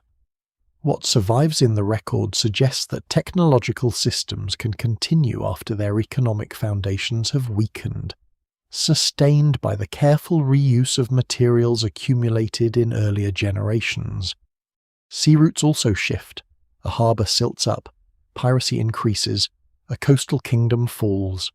Merchants who once carried ingots across open water begin visiting another port. Inland mines connected to the old route lose access to their markets. The workers underground may never see the sea, yet decisions made by sailors and rulers hundreds of kilometres away determine whether their ore still has value. Disease may contribute as well. Dense settlements, mobile labour forces, poor ventilation, and close contact with animals create conditions for illness. Epidemics can reduce the workforce and disrupt supply networks, even when they leave little visible evidence in skeletons. The absence of written records makes such events nearly impossible to confirm, but they remain part of the wider field of possibilities. No single explanation fully accounts for the abandonment of every ancient mine. Collapse is often cumulative. A weakening state fails to protect trade. Conflict closes roads. Drought raises food prices. Workers migrate. Forests are already depleted, and the richest ore has already been removed. Each problem amplifies the others until continuing becomes less realistic than leaving. The mine may still contain metal when the last crew departs. The shafts may remain structurally sound. Nothing dramatic needs to happen below ground. The disappearance is caused by a world changing above it, a world that no longer has the stability, surplus, or confidence required to keep sending people into darkness. When the mine falls silent, the people who worked it often disappear more completely than the tunnels themselves. Stone remembers the direction of a hammer blow. Clay preserves a footprint. Salt can hold a fragment of cloth for thousands of years. But the names, obligations, loyalties, and private lives of the workers rarely survive. They enter the archaeological record as bodies, tools, where patterns, and scattered traces, reduced to categories that may never have existed in their own minds. For the earliest mining communities, there are no payroll lists, contracts, or personal accounts. Even in societies that possess writing, documents tend to favour rulers, officials, taxes, shipments, and quantities of ore rather than the labourers underground. A tablet may record copper delivered to a palace without identifying who extracted it. An inscription may celebrate a king for opening a mine while ignoring the hundreds of people who cleared the shafts, hauled waste, prepared charcoal, and carried food into the mountains. This silence encourages simple labels.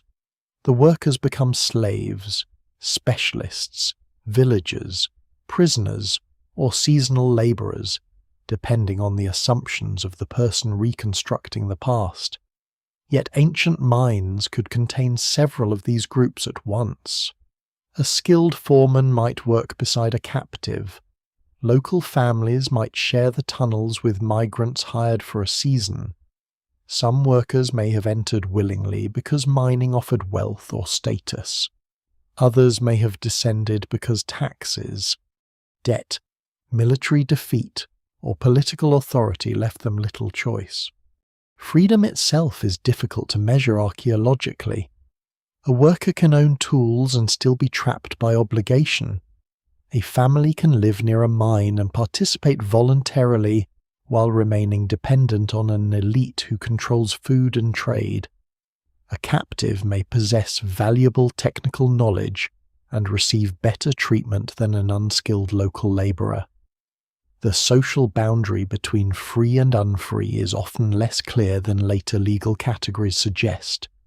Seasonal labour is one plausible model for many early mines. Agricultural communities experience periods when fields require less attention, especially after harvest or before planting. During these months, groups may travel to extraction sites, work intensively, and return home with stone, salt, pigment, or ore. Temporary shelters, cooking areas, and limited household debris near some mines support this possibility. The workers may not have considered themselves miners as a permanent identity. Mining was one part of a yearly cycle. Other sites demand year-round commitment. Deep workings fill with water if left unattended. Supports decay. Smelting requires continuous supplies of fuel and ore.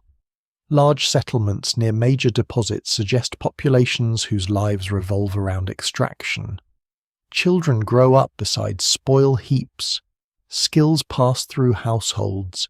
Marriages link mining families to farmers, traders, and metal workers. In such places, the mine is not seasonal employment, but the organizing center of society. Family labor may explain the broad range of traces found at certain sites. Small footprints, domestic pottery, food preparation areas, textile tools, and varied skeletal remains suggest that mining landscapes were not always occupied only by adult men. Women may have worked underground, sorted ore, maintained lamps, prepared meals, carried loads, managed storage, or participated in trade. Children may have performed lighter tasks or entered narrow passages inaccessible to larger bodies. The evidence remains incomplete, but the old image of an exclusively male workforce is increasingly difficult to sustain everywhere. The presence of families does not mean conditions were humane. Dependence can extend across generations. A household tied to a mine by debt or tribute may have little freedom to leave.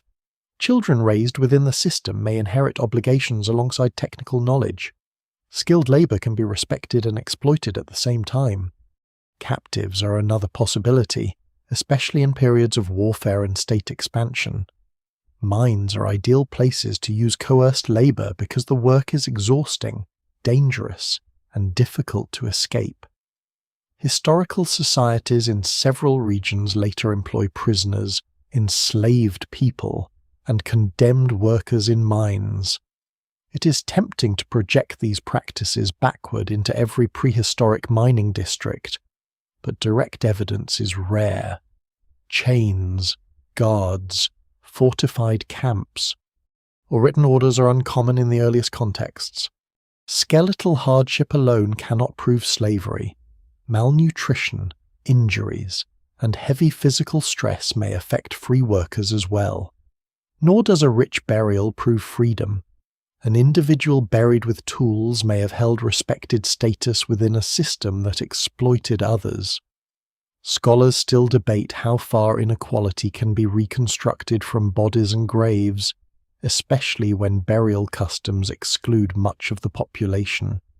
Migration complicates the picture further. Isotopic studies sometimes reveal that people buried near mines grew up elsewhere. They may have arrived as specialists recruited for their skills, as marriage partners, traders, refugees, captives, or mobile labourers seeking opportunity. A mining community can therefore contain several languages and traditions. Techniques may spread not through abstract exchange, but through the movement of actual workers who carry habits in their hands. These migrants leave subtle traces. Tool styles resemble those of distant regions. Pottery appears that was made from non-local clay. Food practices change. Burial customs combine local and foreign elements.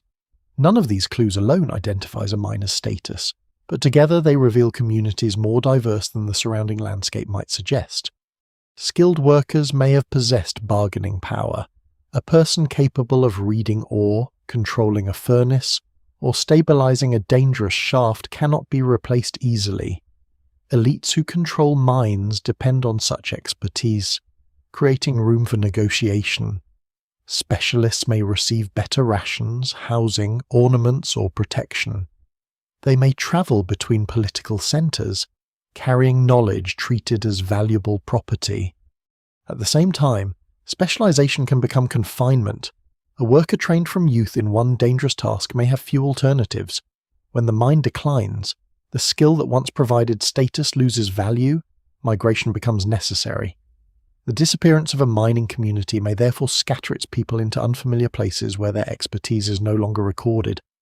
Occasionally, written sources from later ancient societies offer brief glimpses of workers, but even these are filtered through administration. Lists count labourers as units. Rations replace biographies. People appear only when food is issued, or is weighed, or punishment is recorded. The documents confirm organisation without restoring individuality. The most famous objects made from ancient metal often carry the names of rulers. Their inscriptions proclaim conquest, devotion, or authority. The miners remain absent even though their labour forms the material basis of the message. A king's name survives because workers extracted the metal used to immortalise him. What survives in the record suggests not one class of ancient miner, but a changing human mixture, local and foreign, skilled and unskilled, free and coerced, temporary and permanent, adult and child. The mine gathered them together, but history erased the distinctions that shaped their lives. Their anonymity is not evidence that they were unimportant. It is evidence of whose voices societies chose to preserve.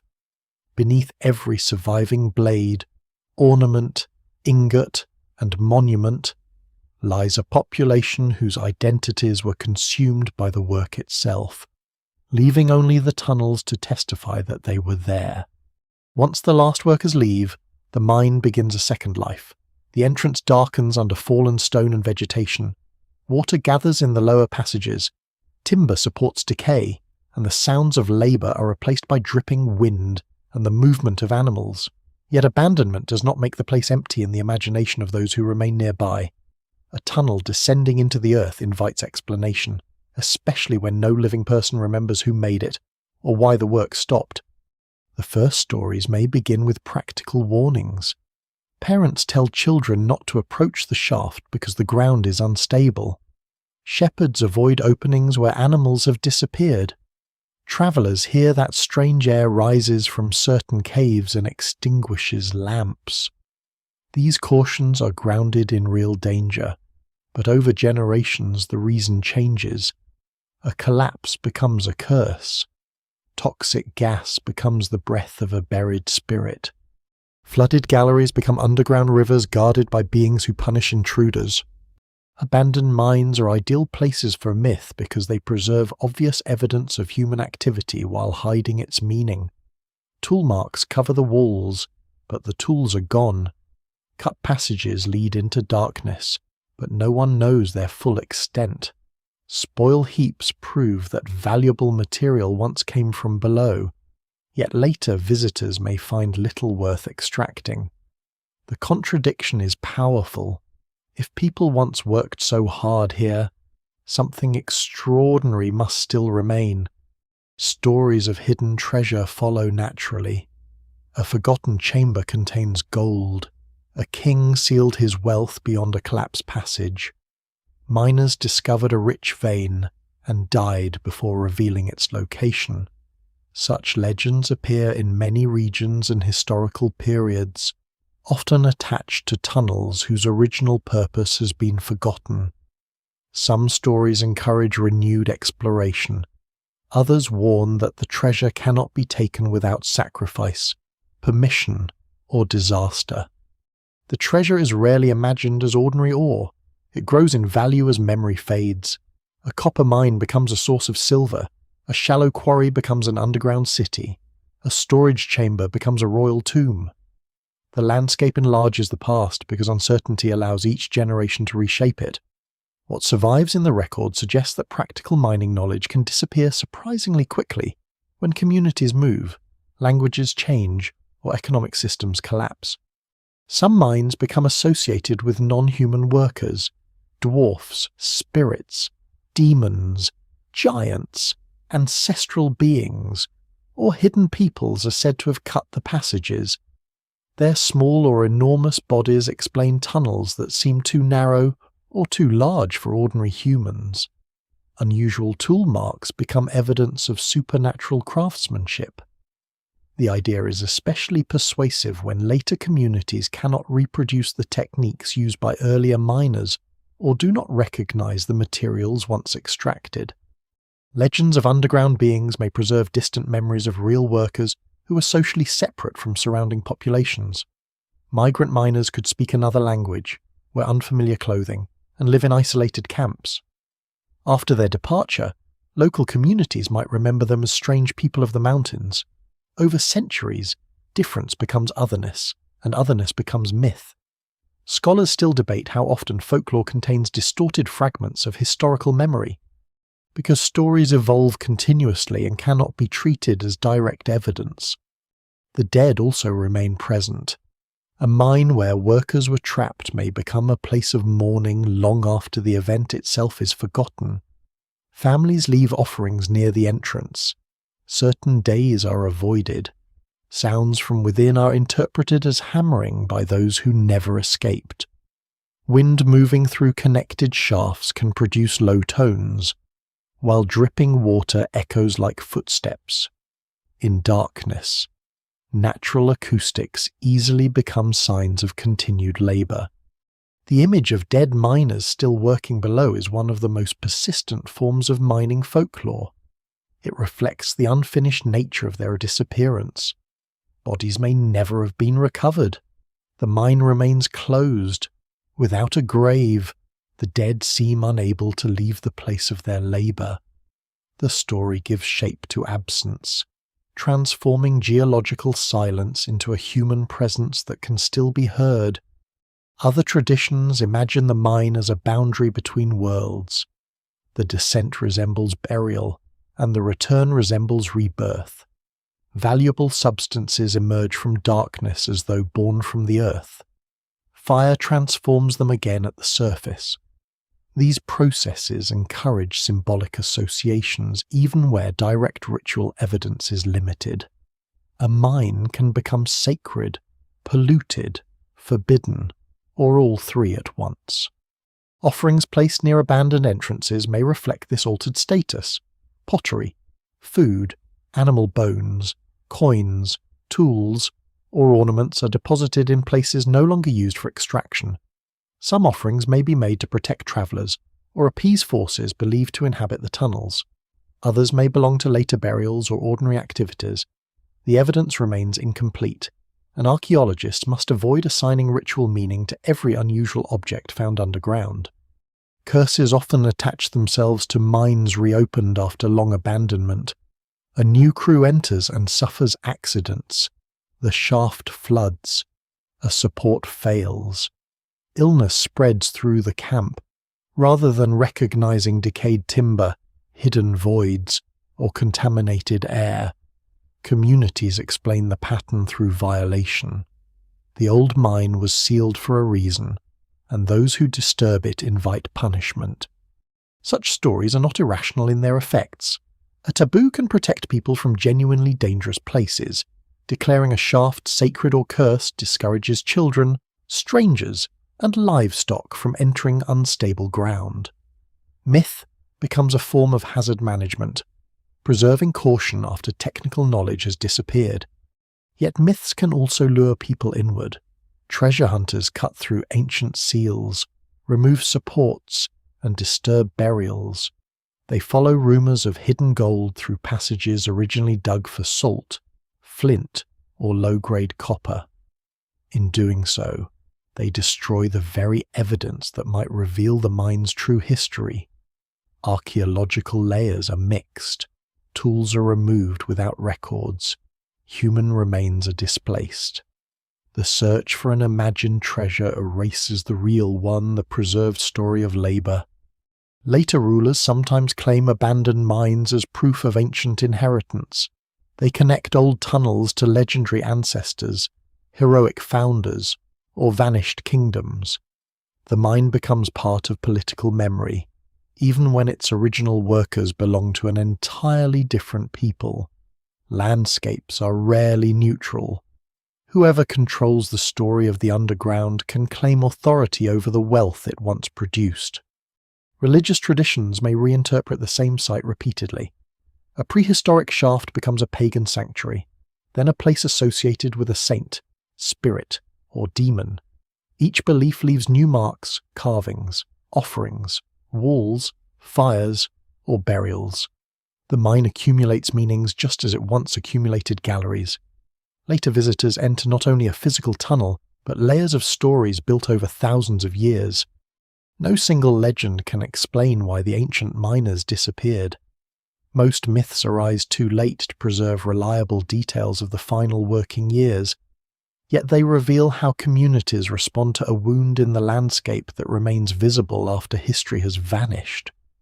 The mine demands a story because its darkness seems deliberate, its passages purposeful, and its silence incomplete.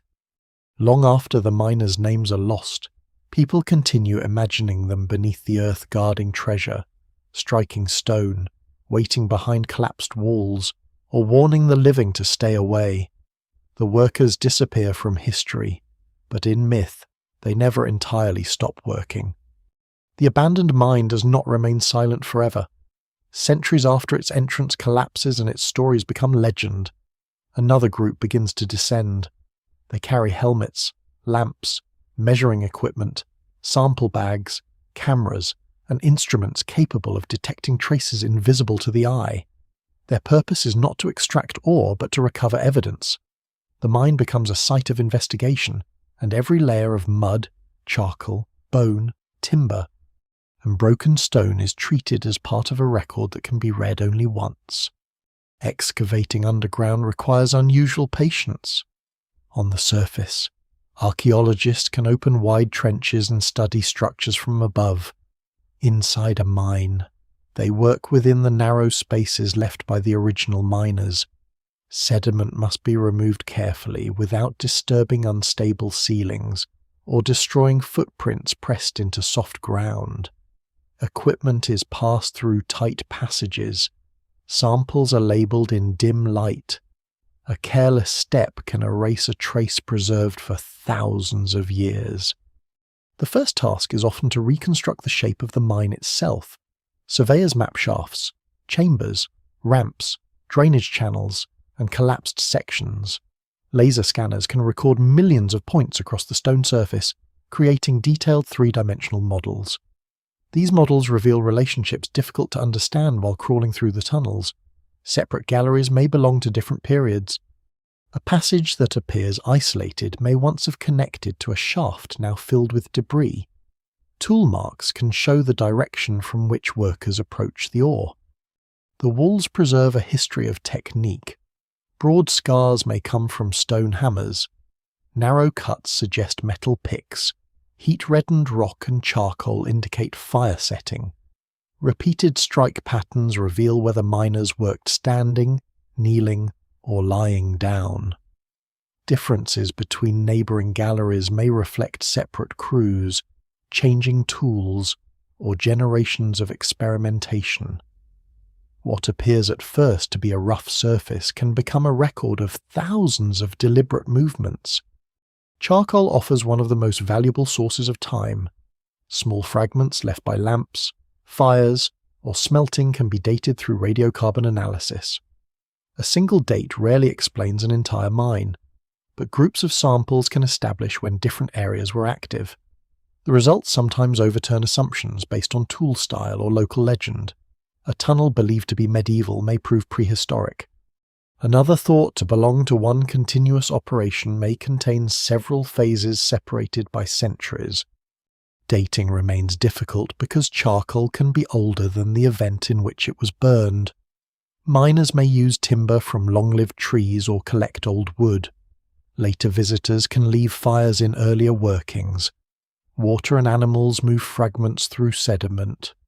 Scholars still debate the sequence of many sites, and the most responsible reconstructions combine several forms of evidence rather than trusting one sample. Wooden supports, ladders, and tool handles can provide even finer detail when they survive. Tree ring analysis may identify the year or season when a timber was cut. The wood species reveals which forests were being used and how far supplies may have travelled. Cut marks show whether axes, adzes, or saws shaped the beams. Repairs reveal how long equipment remained in service. A ladder is no longer merely an object. It becomes evidence of forestry, transport, craftsmanship, and daily movement underground. Human remains receive equally close attention. Osteologists examine age, biological sex, stature, injuries, disease, and the strain placed on muscles and joints. Repeated kneeling may alter the knees and ankles. Carrying heavy loads can affect the spine and shoulders. Healed fractures show that workers survived earlier accidents and returned to physically demanding lives. Dental wear and microscopic debris may preserve evidence of dust, diet, and food preparation. Isotope analysis can reveal where individuals spent their childhood. Teeth form from materials absorbed through local water and food, preserving chemical signatures associated with particular landscapes. When people buried near a mine carry non-local signatures, archaeologists gain evidence for migration. A workforce once assumed to be local may include people raised across mountains or along distant coasts. Ancient DNA can sometimes reveal biological relationships and population origins. Individuals buried together may belong to one family, or they may be unrelated workers gathered from several regions. Genetic evidence can identify close kinship, but it cannot explain affection, status, language, or obligation. A biological relative is not necessarily a social equal, and unrelated people may have considered one another family. Scientific precision does not eliminate uncertainty. It defines it more clearly. The miner's food can also be reconstructed. Animal bones reveal which species were eaten and whether meat came from local herds or transported supplies. Plant remains identify grains, fruits, and fuel. Stable isotopes in human bones provide broad patterns of long-term diet. Human waste preserved in salt or dry conditions can contain seeds, parasite eggs, and fragments of meals. Few discoveries bring the ancient worker closer than the remains of food consumed before a shift underground. Microscopic study of sediment reveals activity invisible during excavation. Tiny flakes of ore show where sorting occurred. Metal particles identify areas used for crushing or smelting. Pollen records surrounding vegetation and changes in forest cover. Chemical analysis can detect lead, arsenic, copper, and other substances released during processing. These traces allow researchers to measure how far pollution spread and how intensely production affected the environment. Experimental archaeology tests the practical side of these interpretations. Researchers reproduce antler picks, stone hammers, lamps, baskets, and early furnaces, then use them under controlled conditions. They measure how quickly tools wear, how much light a lamp provides, how fast smoke travels, and how much labor is needed to remove a volume of rock. Such experiments do not recreate ancient life perfectly, but they expose unrealistic assumptions. A tunnel that seems easy to cut on paper may require weeks of exhausting work. Remote sensing helps locate what remains buried. Electrical resistance, ground-penetrating radar, magnetometry, and other techniques can identify voids, furnaces, waste heaps, or buried structures without opening them immediately. In unstable mines, robotic cameras and compact scanners enter passages too dangerous for humans. Water-filled shafts may be explored by divers or remotely operated vehicles, revealing preserved chambers that have been inaccessible since abandonment. The greatest challenge is connecting all these fragments into a human story without claiming more than the evidence allows. A foreign isotope signature does not prove captivity. A skull injury does not automatically indicate murder. An offering near an entrance does not prove sacrifice. Scientific methods narrow the possibilities, but interpretation still depends on context. What survives in the record suggests that ancient mines were not isolated holes worked by anonymous labor. They were complex environments linked to migration, family life, food supply, forest management, trade, disease, technology, and political power. Modern science returns underground and finds that every abandoned passage belongs to a much larger world. The miners still do not give back their names, but their bodies, tools, meals, movements, and working methods begin to emerge from the darkness, not as legends, but as people whose lives can finally be seen in fragments. The deeper modern investigators travel into the abandoned workings, the clearer one fact becomes: the ancient mine is not a forgotten edge of civilization. It is one of the places where civilization is made. Its tunnels supply the stone that clears forests, the copper that becomes tools, the bronze that strengthens weapons, the salt that preserves food, the pigments that color bodies and graves, and the precious metals that turn authority into something visible. Cities may rise far from the shafts, palaces may stand beyond the mountains, and armies may march without ever seeing the source of their equipment. But their power begins in places where workers kneel in darkness and strike the rock. This connection is easy to overlook because finished objects conceal their origins. A polished axe reveals nothing of the dust that filled the miner's lungs. A ceremonial blade carries no mark of the worker crushed while following its ore vein. A golden ornament reflects light so brilliantly that the darkness of extraction disappears from view. Civilization remembers the object, the owner, and sometimes the ruler who claimed it.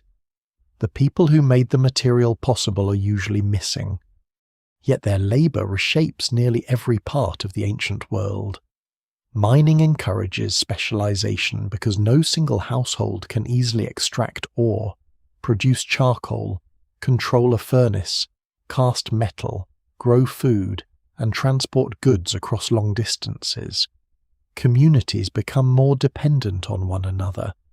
Farmers feed miners, herders supply animals, woodcutters and charcoal burners feed the fires.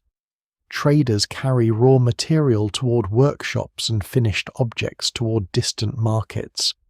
Administrators count loads, organise rations, and claim a share of production. From the mine grows a network that binds landscapes together. These networks allow remarkable achievements. Metal tools support larger construction projects. Stronger fittings improve carts, boats, and agricultural equipment. Weapons alter conflict. Coins, ornaments, and ritual objects give new forms to wealth and belief. Mining also encourages geological knowledge, engineering, transport planning, and large-scale organization. Ancient miners do not describe their methods through modern science, but their surviving works demonstrate careful observation refined across generations. The cost of that achievement is equally visible.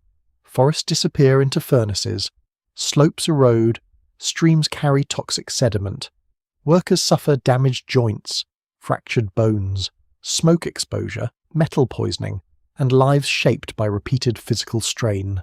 Communities become dependent on deposits that inevitably decline. Political systems built around mineral wealth grow vulnerable when roads close, fuel runs short, or another region discovers richer ore. The mine creates prosperity while preparing instability. A rich deposit can support a settlement for centuries, but it also persuades people to invest more heavily in extraction. Shafts deepen, supply routes lengthen, labour demands increase. The settlement becomes less able to imagine life without the mine. When production falls, the community does not merely lose a resource, it loses the structure around which its economy, authority, and identity have formed. This helps explain why some mining populations disappear so completely.